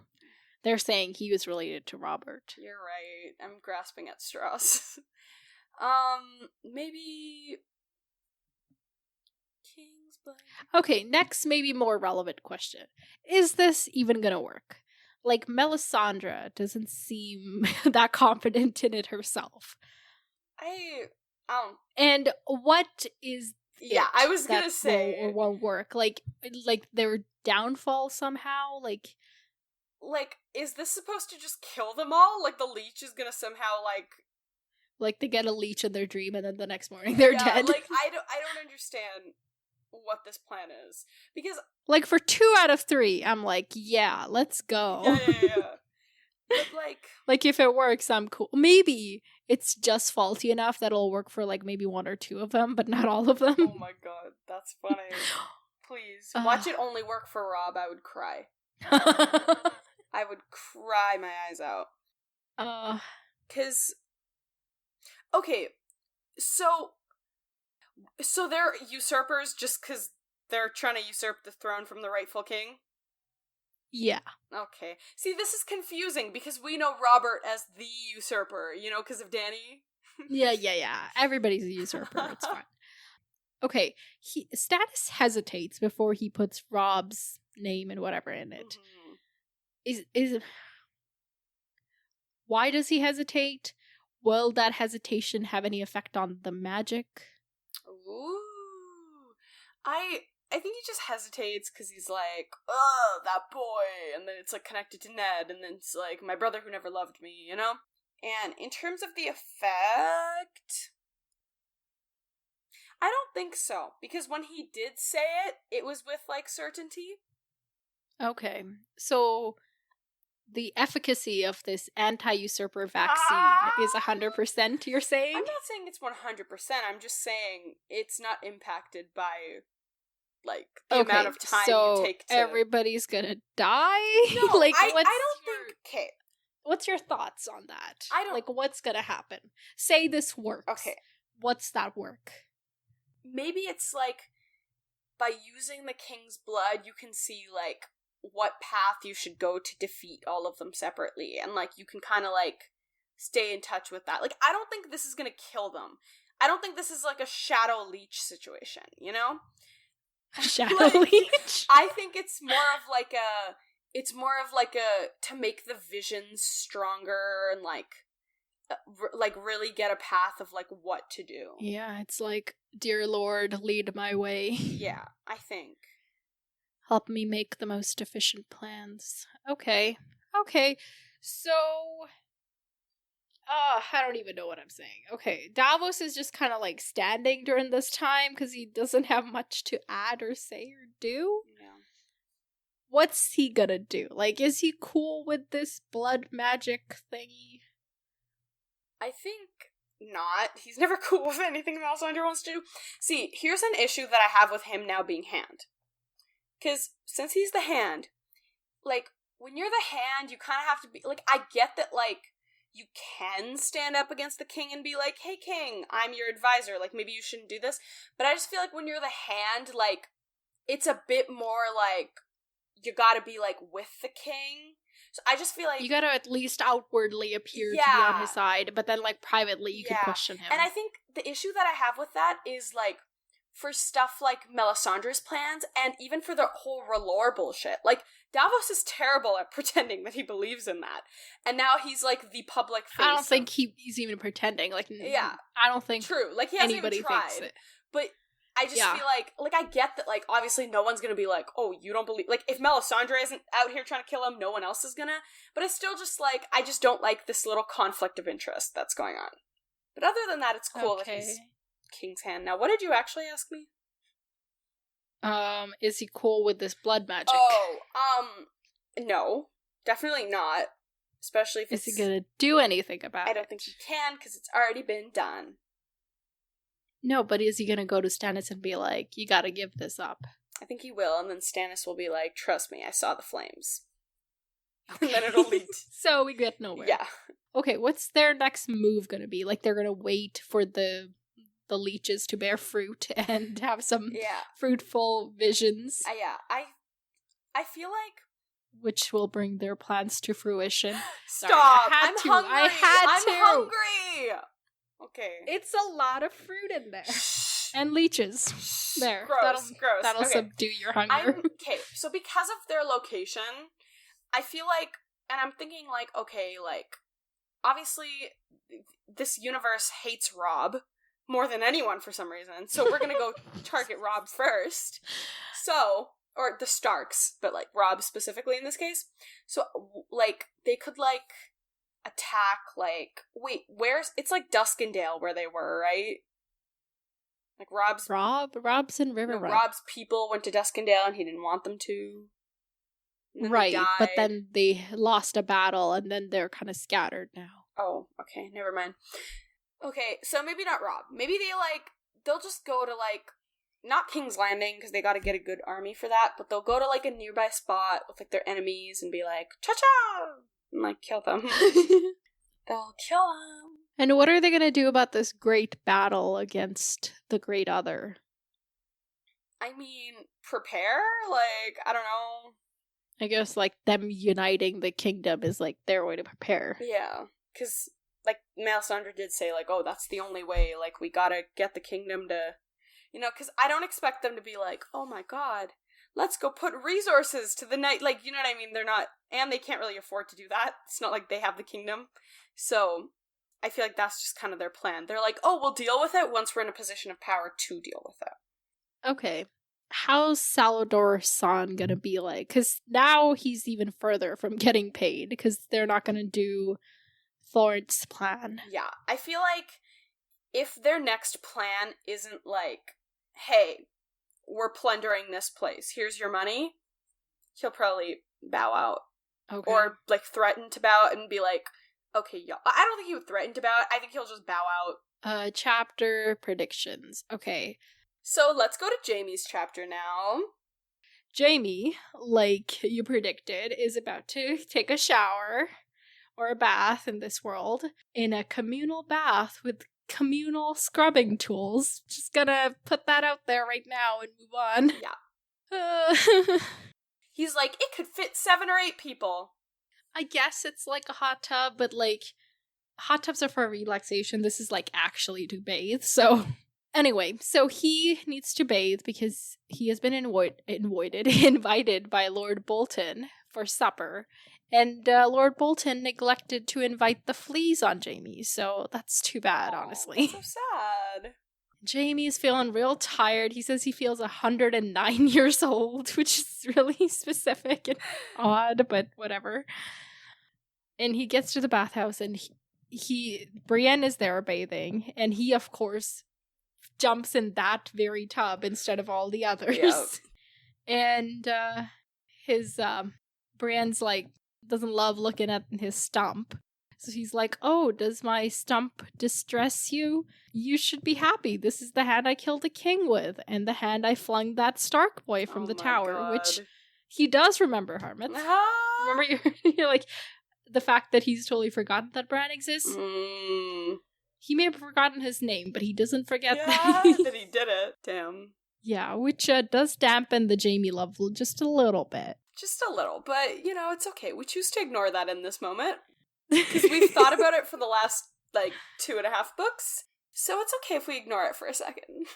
Yeah, and then he makes some jibe about her not being a good guard because Renly died on her watch. And Bro. he's like, you know what? Oh, no. Then she, gets up in, a huff. And then he sees her naked and is, turned on. And he's like, oh my God, I've been away from Cersei for way too long. Because that could be the only explanation. Oh my God. But then he, calms down a little and is like, okay, that was, that was my bad. I shouldn't have said that. Sorry. You protected me well, better than most could have, so... Yeah. It's fine. And what do you say we make a truce? And she's like, truces are built on trust. And I don't trust the Kingslayer. Mm-hmm. And he's like, yes, that name. Mm-hmm. Then he gets into, it's all the bath water and the heat that's kind of getting to his head and opening up not just his pores but also his tongue. Oh my God. Yeah. So he says, why is it that no one names Robert Oathbreaker? He's the one who tore the realm apart. But I'm the one who has to deal with shit for honor. And Brienne is like, oh, Robert did that for love. And I had to scoff at that, honestly. And Jaime is like, yeah, he did that for his pride and out of lust, not for love. Yeah, he didn't know the girl. He'd seen her, twice. Yeah. Anyway, so Brienne is still like, yeah, well, he wrote to save the realm and all of that. And then he starts talking about Tyrion and how he set the black flame of fire and how Aerys would have loved that because he loved fire. And he's kind of drifting in and out of thoughts. He talks about how he wore his white cloak, but he was wearing his Lannister armor that day, but nobody remembers that part. They only think about the white cloak. So if he had actually worn his red cloak, would that have made a difference? No, but he's just kind of you should have known. I'm a Lannister at heart. Yeah. And this is where we kind of get the history lesson. So, remember the Battle of the Bells that we learned about during that Arya chapter? Mm-hmm. The Lord of the Griffins, the guy with the Griffin sigil, was the hand of the king who lost the Battle of the Bells, and Aerys exiled him for losing that battle. And he started to be like, oh my God, this war is turning around, this is not good. So he threatens one of the Martells to be stay on my side or I'm gonna kill Elia and all of that. Yeah. Then tells John Derry, who, if you remember, Derry Castle is where all that stuff went down that we're hung up on. Mm-hmm. And the Derrys fought on the Targaryen side, so there's always a little bit of tension between them and Robert's people. So John Derry and Barristan are gone. He sends them to Stony Step to gather up whatever. Can I just tell you this guy's name? Because I don't know why this is a secret. Yeah. His name is Jon Connington. Okay. There's also John Derry and Jon Snow and Jon Arryn. Oh my God. So I'll just call him Connington. How about this? There we go. So they go to gather up Connington's, like, leftover people, and Rhaegar returns from the south, from who knows where, and tells the king to swallow his pride to summon Tywin. But Tywin doesn't respond, because he is pissed about all the stuff going down with Jaime, and how, like, was it Cersei didn't get married, or, you know, that kind of stuff. So he's, like, feeling a little snubbed by that, so he doesn't respond, and King Aerys is getting extra paranoid, seeing traitors everywhere, and Varys is just feeding his paranoia. Yeah. And this is when the king orders all the alchemists to create a bunch of wildfire and then just store it all over King's Landing. Like the Sept, Flea Bottom, storehouses, stables, even in the Red Keep itself. This man is insane! He's just planting landmines wherever he goes. Like, just willy-nilly. Like... Yeah. What? And we heard about some of these being found, recently, you know? And people being like, what is this doing here? Which makes me be like, was all of the rest removed? Or is it just hanging out, waiting for the city to blow up? No, I'm so worried about this. It'll be like when the Starks finally do some, like, not that the Starks want, like, the throne, but it'll be like someone that we finally like, and then it'll all blow up. You're so pessimistic. I love it, but I'm also so sad that you've lost your optimism. Have you read this series? I have, I know, but, like, I took you until this book to, like, get there. It's fine. Every once in a while, I'm like, let's be optimistic. Yeah. And so nobody's around to, like, stop him. And Aerys makes the pyromancers his new hand. And, what's his? Chalsted? What kind of name is Chalsted? Okay, pyromancer guy. So he is the hand now, and they're, like, just feeding him, because they're like, yeah, we run on wildfire, we love this stuff. And, oh no, wait, this is not the pyromancer hand, this is a different hand before the pyromancer hand. I'm sorry, this guy had too many hands, maybe that was his problem. Okay. I'm dead. So there was Chalsted. Lord Chalsted was the hand before the pyromancer guy. Yep. And he was just letting Aerys do whatever until he eventually confronted him, and then Aerys burnt him with the wildfire that he was confronting him with. Oh my god. Yeah. Not good. Did not end too well for him. Yeah. And this is when he names Rossart the pyromancer, the hand. The pyromancer guy hand. Okay. And this is the guy, the pyromancer guy, that cooked Lord Rickard Stark in his own armor. Yay! So we know this was one of the good ones, you know? Creative slay. And this line gets me.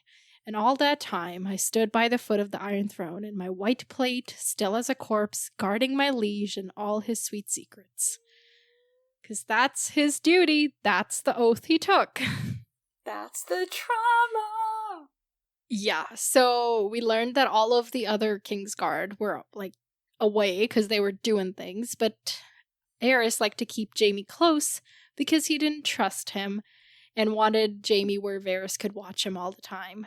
So Jaime had to be there for all of it. This makes so much sense because of Jaime's whole, like, why would I want to be king? Like, I just want to chill, live my life. Like, before I thought that was just a personality thing. And, like, obviously it could still be a personality thing, but this feels like a forced personality thing now. Yeah, because Jaime was, like, 15, 16 at this time. Like, you gotta think about that, too. He's a kid. Yeah. This poor child. Rhaegar dies on the Trident, and then when Aerys hears about that, he freaks out extra, sends his queen and Viserys off to Dragonstone, and if you remember, the queen is pregnant with Daenerys at this point. So Daenerys is born on Dragonstone. And Princess Elia was supposed to go with them, but Aerys kept her behind to keep the Martells in line. Because, like, there's the Martells, like, in the south, but also Prince Lewin is on the King's Guard, so he's got to keep his loyalty too. And yeah, he says to Rossard, the traitors want my city, but I'll give them naught but ashes. Let Robert be king over charred bones and cooked meat. He would rather take it all down with him than give it up. And Jaime's like, yeah, the Targaryens didn't bury their dead, they burned them. And Aerys meant to have the greatest funeral pyre of them all. Though I don't think he thought he would die. He thought he would emerge like a dragon. Oh my god, I can't. Jaime really should have burned him. Like, I can't. Stab him a little bit, but keep him alive, and then burn him and be like, there you go. Enjoy them dragons. Oh my god. See, because I feel like it's like this man, we've heard so much about, like, the Mad King Aerys, but, like, I was like, okay, so he, like, burned a couple people alive. Not that he was planning to take down the whole city. Yeah. Like this kind of earns the nickname in a weird way, like, it's... Mm-hmm. And nobody even really knows about this, is the thing, though. That's also true. I wonder if Jaime's told anyone this before. We'll talk about that later. Let's get through the story. Because there's, like, a lot to talk about, you know? Okay, so Ned Stark is rushing towards the city, trying to, like, take it, but Lannister forces reach it first. And, you know, we learn from Jaime that Tywin really wanted to see which side would win, and the battle at the Trident, like, decided it for him, so he was like, okay, I'm gonna be on Robert's side. But, what's his name? Pycelle convinced Aerys that Tywin was there to help, so he got them to open the doors, but obviously Tywin sacked the city, blah blah blah. Okay, so how did Pycelle become a Lannister girly? Maybe he was always who knows what he, like, maybe he was a Pycelle Lannister before he became a maester. Okay. Yeah, but that's a good question. How did he? Like, I get that, like, Tywin was there being the hand for a while. For 20 years, basically. It's interesting. And, like, we know that Pycelle has no moral backbone, but still, like, I don't know. Yeah, so when Aerys hears about his father coming in, he orders Jaime to bring Aerys Tywin's head. And Jaime's messenger, who brings this message, also tells him that the pyromancer hand is also with the king. And Jaime's like, okay, I know what that means. Because Aerys knows he's lost, so he's gonna take everybody down with him. So he goes up to Aerys, like, to the throne room. On his way, he runs into Rossard, the pyromancer hand, who's trying to sneak away. But he kills him, and nobody ever even, like, really notices. Yeah. But that's also wild, because, like, I guess they just assumed, like, they died in the crossfire, you know? Because there's, like, other, like... Yeah, but the sky was changing hands every day, so who knows true, yeah. You know? And we find out that, like, after all of this went down, Jaime went and killed the other pyromancers as well, to, like, make sure nobody knew of this plan to burn down the city. But I want some, like, textual confirmation that he went and got rid of the caches of wildfire as well somehow. Yeah, but I don't think he did. So disaster averted. Like, delayed. Yeah, not really averted. Yeah. Anyway, so he's like, yeah, and this is the hand that I killed the king with afterwards. And he just sits there for a little bit, and Brienne doesn't say anything, and she's like, if that's true, how come no one knows this? And Jaime's like, well, Ned Stark, the righteous old man, well, he was like 20, the righteous Stark wouldn't listen to my feeble explanations, and he only had to look at me to judge me guilty because I just happened to sit on the only chair in the room. You know, it's interesting because as far as we know, the chair didn't try to hurt him. It's true, right? He was wearing armor, probably. Yeah, he was wearing armor, so maybe that helped. Yeah. This is so interesting because it's like, we were like, because the last time we talked about the scene, it was just like, all we knew was like, Jaime had talked about it a little bit, like, earlier, where he was like, oh, yeah, I slayed the king, but, like, he wanted to kill my dad, you know? And we were like, oh, okay, like, you know, he chose his family over his duty. But this is, like, such an interesting dimension. Because, like, it wasn't just his family. He, like, saved the city. And, like, he never said that. Like, he never took the praise for that. Probably didn't get a chance to. Like he said, with, like, Ned Stark would never believe him. And then like, any tale he told afterwards would have been like, oh, he made that up to, like, justify his actions, you know? But still, I feel like most people would have at least tried. I wonder if he's ever told Cersei, you know? I don't think he has. So you, like, to, like, think about your question. So he's never told literally anybody. I genuinely think this is his first time telling people. You know what? I think I agree with you. Because Cersei would be like, yeah, whatever. Or he knows, like, Cersei would either be like, yeah, whatever, or he'd be worried about Cersei doing something about it. Like, he'd be like, I just want to... And he's traumatized, you know? Yeah. Yeah, he doesn't really want to relive that trauma. Yeah. So, yeah. I just feel like, this is his... Somehow it's coming up here. Yeah, this is where, like, I'm like, I wish Ned wasn't like Ned. Well... Like, yeah. Ned, everything, like, he held grudges, and he also was, like, he had a lot of, prejudices, like, against Lannisters and all that. Yeah. And he didn't even, like, I wish he had heard him out, you know? Yeah, but, like, I don't know. I don't really blame him for that. Because he showed up and he was sitting on the throne. Yeah, but remember when we were like, that's not a big deal? But it's still a thing. It wasn't like he showed up and Jaime was like, Ned, I have to tell you what happened, and Ned was like, shut up, Lan. You know, I think both of them I think their personalities clash in just the perfect way that, like, it wouldn't have worked out. Like, they just don't get along, and I don't think we can really blame Ned for that interaction either, because they were both kind of just doing what they thought. Just turned out sucky. Yeah. So... Do you remember a while ago we had the conversation about George R.R. Martin not letting a girl and a guy just be friends? Yeah. Yes, I kind of... Like, I don't remember the conversation, but I kind of remember. And then we, like, listed every single thing, and we were like, Dany and Jorah, blah, blah, blah, like... Right. I think it came up because you were shipping Gendry and Arya. Yeah. Yes. And then there was Gendry and Arya, and then now Jon and... What's her name? Ygritte. But I feel like that was like a sexual relationship from the outset, though. No, yeah, but still, it's just like, George R.R. Martin is just like, this cannot exist.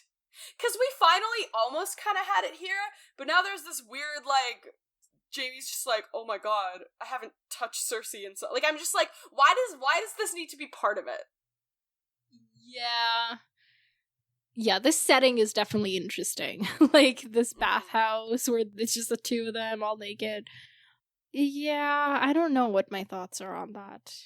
Like, it's fine, because I guess it, you know how George R.R. Martin also has the thing with every Jaime chapter, Cersei has to be mentioned every 2 sentences?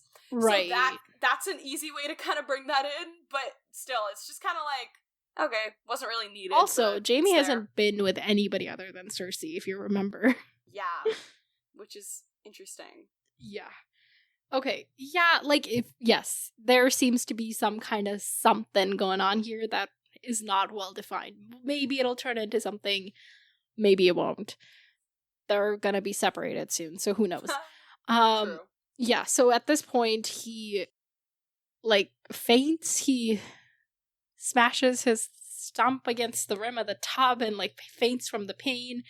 And Brienne catches him before he, like, falls in the water and calls out for the guards and is like, guards, the Kingslayer. And he's just like, Jaime, my name is Jaime. No. Which I was like, he just poured out his heart to you. Can you know? I think it's just habit. I know, I do think it's habit, but it is a little... Yeah. So he's not looking great. and they have to get him dressed, and nobody wants to do that. So Brienne's like, I'll do it. And so she gets him washed up and dressed, and she also gets dressed. And they bring her this stupid, like, dress that looks not at all good on her. And Jaime, he says a dozen jewel grapes leaped into his head, but for once he kept them there, which I was like, that is character growth, you know? Yeah. Yeah, so they give him something to, like, give him some strength, get him all suited and booted, and take him to the Hall of, like, 100 Hearts or something. It has, like, a name. Like, Arya talked about it, and she was like, I counted it one time, and it didn't count up. Have 100. Yeah. And they've got a little charcuterie board set out. And Bolton's like, here, feast at my table, please. And he's being all, you know, like, courteous and just, like, making small talk. And Jaime keeps turning it all into, oh, yeah, so you killed him? So, what are your intentions? What are you doing? Yeah, your prunes don't interest me half so much as your intentions. Slay, Jaime. Yeah. And Bolton's like, oh, well, you know, Edmure Tully has offered 1,000 golden dragons for your recapture. And Jaime's like, what? That's all? I bet my sister would pay 10 times as much. And also, Karstark offers to wed his daughter to anybody who brings him your head. And Jaime's like, well, your guy got it backwards and cut off my hand instead. Oh my god. And then Bolton starts talking about the Karstarks and how they were captive. Like, Harrion Karstark was a captive when Bolton took the castle, but then he sent them off to Duskendale, where they probably died, so that sucks. But whoever marries Alice Karstark will be the lord of the Carhold, so that is a pretty good prize. Prize. Words. And he's like, oh yeah, but I don't need to wed her. I already married Fat Walda. And my Lord of Frey offered me my bride's weight in silver for a dowry, so I chose accordingly. And I was like, go Walda, honestly. This is also interesting, because now we kind of understand why, like, the Freys were there and, like, what they were doing. So right. it's like... we heard about him marrying a Frey. Oh, we did? Okay, I didn't remember that. But this is interesting to me, because, like I said, Bolton is a betrayer and a traitor and terrible. And are we sure we're going to use those words given our track record with Janos Slynt? It's fine. So that, and then, that's what I think of him. What was I saying? Oh, okay. But then it's like, he's freaking like, so the Freys are our allies, and we're trying to get to the north. But now they're, like, also allied with the Boltons, which would be fine under normal circumstances. But I don't trust Bolton, so I don't like this, because now the Starks' one ally, who we already don't trust. Well, to be re-allied, not yet quite allies. Because this wedding that Bolton brings up of Edmure weds Rosalind Frey is supposed to do that. Yeah, he's like, I'm not gonna be here much longer, because my king requests my presence at this wedding. And they're, like, Jaime and Brienne are like, what? Rob's not getting married? Edmure is? Like, what's going on? Because they're way behind the news, you know? Oh, yeah. And Jaime's like, oh my god, I feel bad for Robb Stark. He won the war on the battlefield and lost it in a bedchamber. Yeah. And he's like, oh, how does Walder Frey feel about marrying Edmure instead of Robb? And Bruce Bolton's like, oh, it's fine.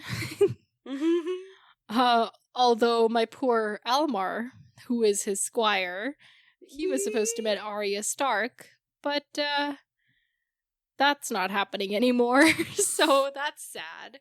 It's okay, at least he met her instead of wed her. Yeah. So Brienne asks about Arya, is like, is there any news of her?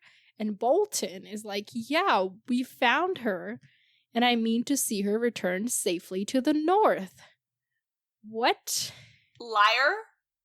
Is he a liar or pants has on something fire? happened that we don't know about? I hope not, because I don't want her in Bolton's clutches. But, like, so did Why would he, Barrick- like, have reason, like, why would he have reason to lie here? I don't know. But, so, did, like, Barrick give her to him? Come on, Barrick, use your brain. Because it's like, but that's not, because then that's, like, giving him to Rob. So maybe Harwin was like, it's okay, buddy. She's just a child. But They she's thought so that, valuable. like, because Bolton is this, like, Stark bannerman, Yeah. they were like, well, instead of making the trip all the way to Riverrun, we'll just leave her here, you know? Yeah, I guess, but that just feels ridiculous. Okay. And also, she was just here. Okay, we'll keep an eye on that. So, Mm-hmm. but, and then, like, Sansa's like, no, Sansa, Baron's like, oh yeah, her and Sansa, right? They're both gonna go to the north. And, Bolton's like, well, I don't know if you know, but Lannisters lie, with, like, a side eye to Jaime. And just like, Sansa's now married to Tyrion, so that's not happening. Sorry. Yay. Yeah, and then Jaime's like, get to the fucking point or I'm gonna gut you with my left hand. But Oh my god. I could probably do it fast enough before your guards get here and I might die, but you'll die, so that's a win for me. And Roose Bolton's like, fine. I guess we'll talk or something. They're having this, like, weird little exchange where they're kind of like, he's kind of like, what are you gonna do with me? And he's like, oh, I could do these things. Mm-hmm. And then he's pretty much just like, you could be a Lannister ally, come on.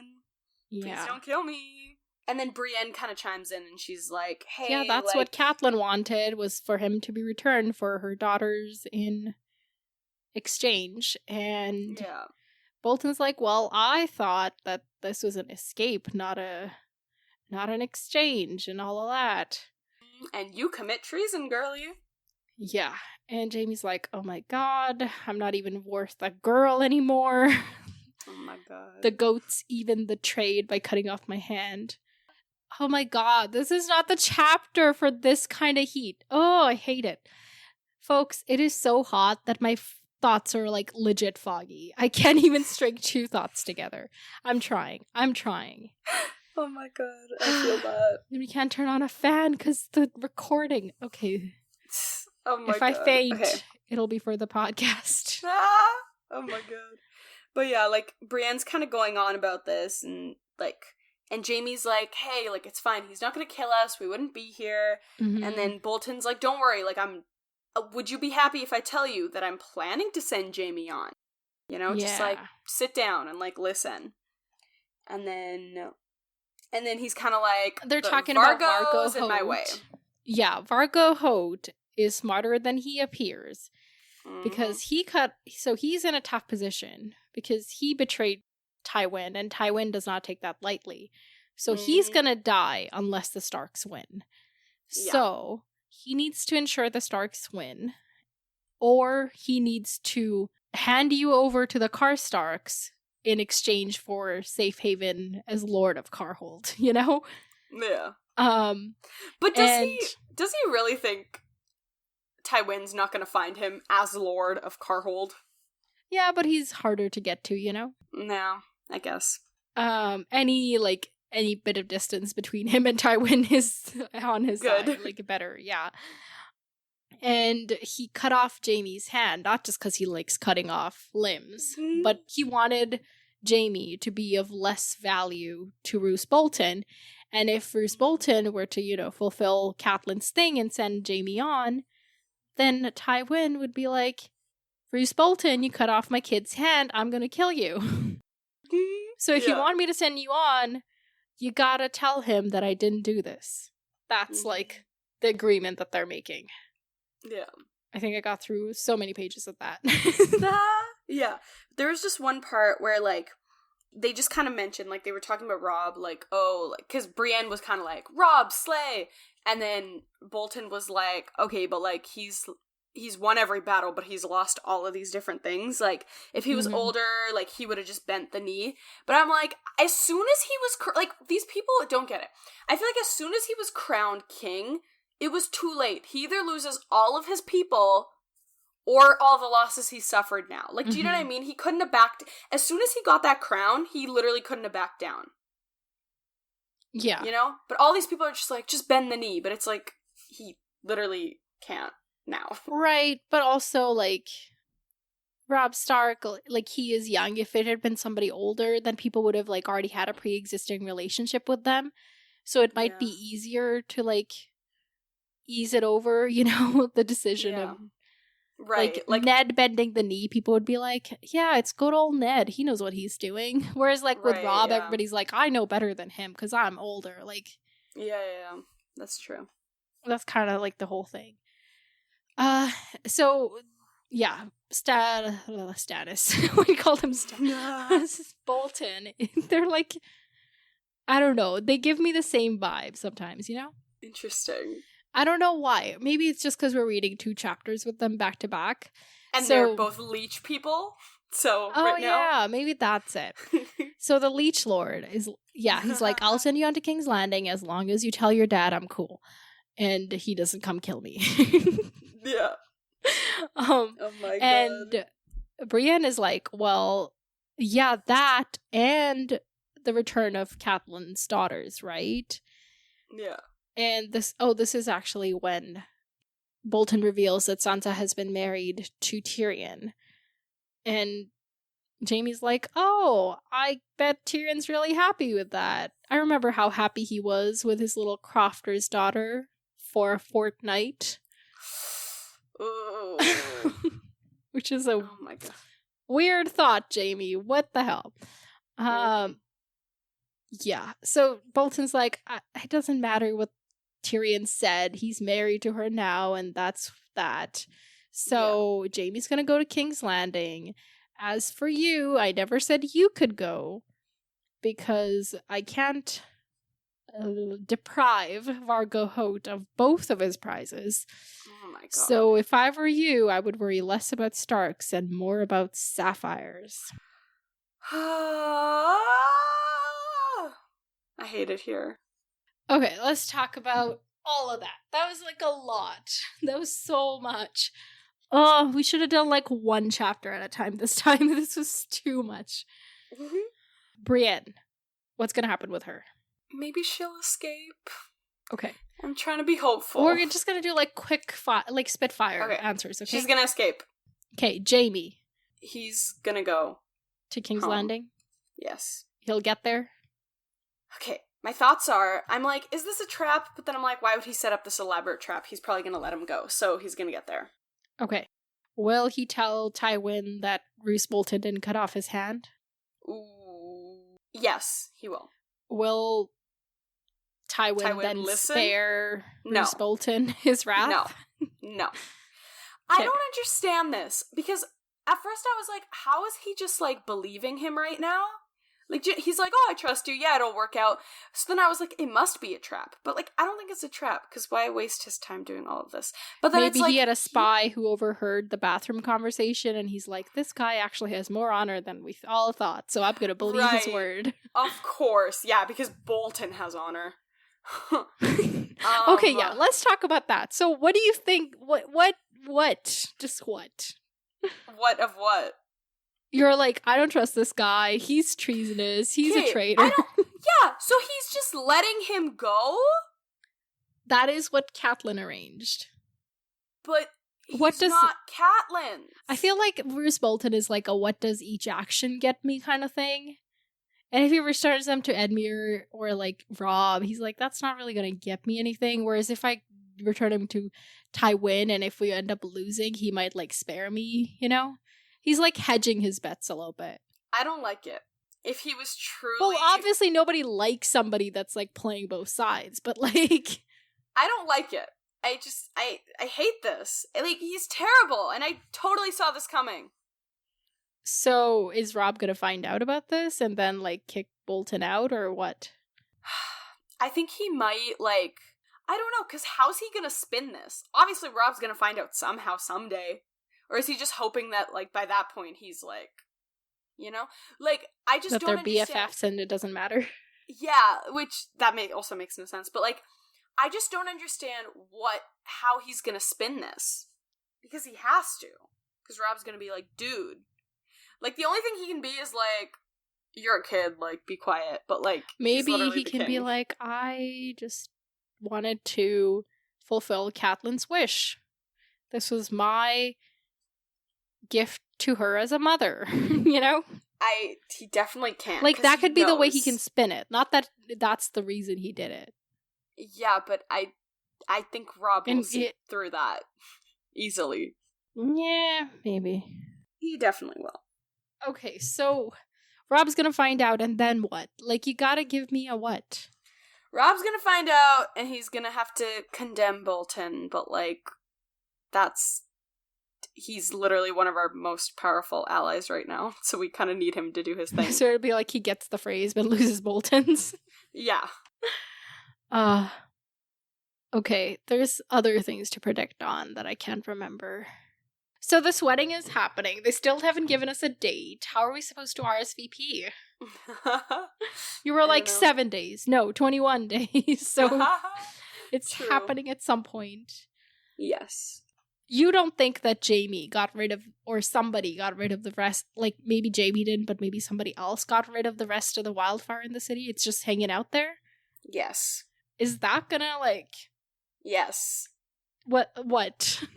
When someone that we like takes the throne. Oh, okay. Sorry, I forgot about that prediction. I thought that was just like, you just being like, nothing good can ever happen, so... No, both. I meant it, and nothing good can ever happen. Okay. Brienne will escape and go where? Brienne will go back to Riverrun to tell Catelyn. And that's how Rob will find out. Yeah. Because she is Catelyn's, like, sworn sword, right? So. Yeah. Kinda. Yeah.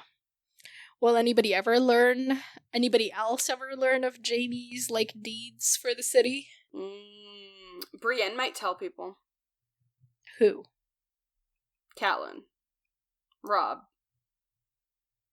Random bystanders. Or just people there. She's gonna print it out and post it on the castle gates. Of course. So, okay, so what... We kind of theorized on this. So what does Bolton want with sending Jaime on? Bolton wants forgiveness. Bolton wants Tywin to spare him. He wants to betray Rob and join Tywin. So, like, for sure he's gonna, like, he wants to do that? Or is he like, I'll go on whichever side ends up winning? Like, which one is it? He's playing. He's playing both. So he's okay. So, don't know what this Arya Stark thing is at all. Your best guess is that Barristan. What's his name? Dondarrion. Beric Dondarrion turned her into Bolton because it was closer or whatever. Yeah, he might just also know, like he might have just heard rumors and stuff that, like, she's nearby, because now all those people know, right? So... I don't know why they would talk, though, because they're all part of the same group. Sorry, say that whole sentence again. I did not process any of it. Like, the King's men? So they all know, because they were all there when the Harwin and the exposure happened. Oh, they all know that she's Arya, yeah. Yeah, and during the Sandor Clegane stuff.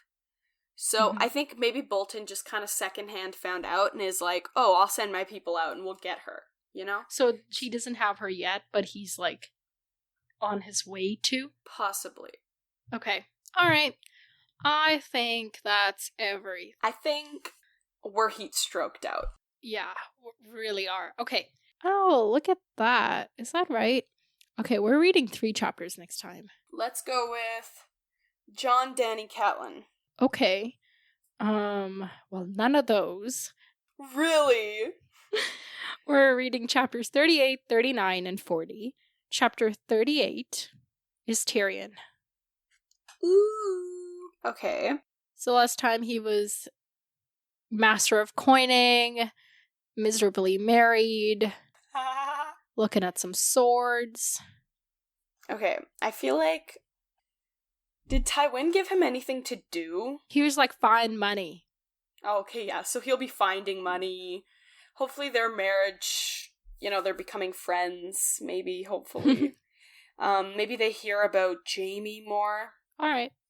Chapter 39 is Arya. Arya.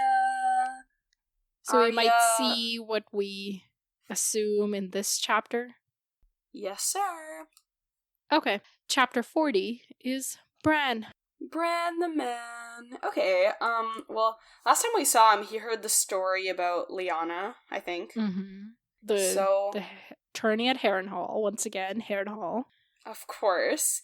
So they're probably just continuing to travel to the Wall, Maybe some more stories, maybe some more green seeing practicing. That's all I got. Yay. So everyone, follow us on Instagram at Pop Culture Symposium. Write us an email. Submit an application for friendship. Our email is popculturesymposium@gmail.com. And join the Discord. Until next time, farewell, my friends.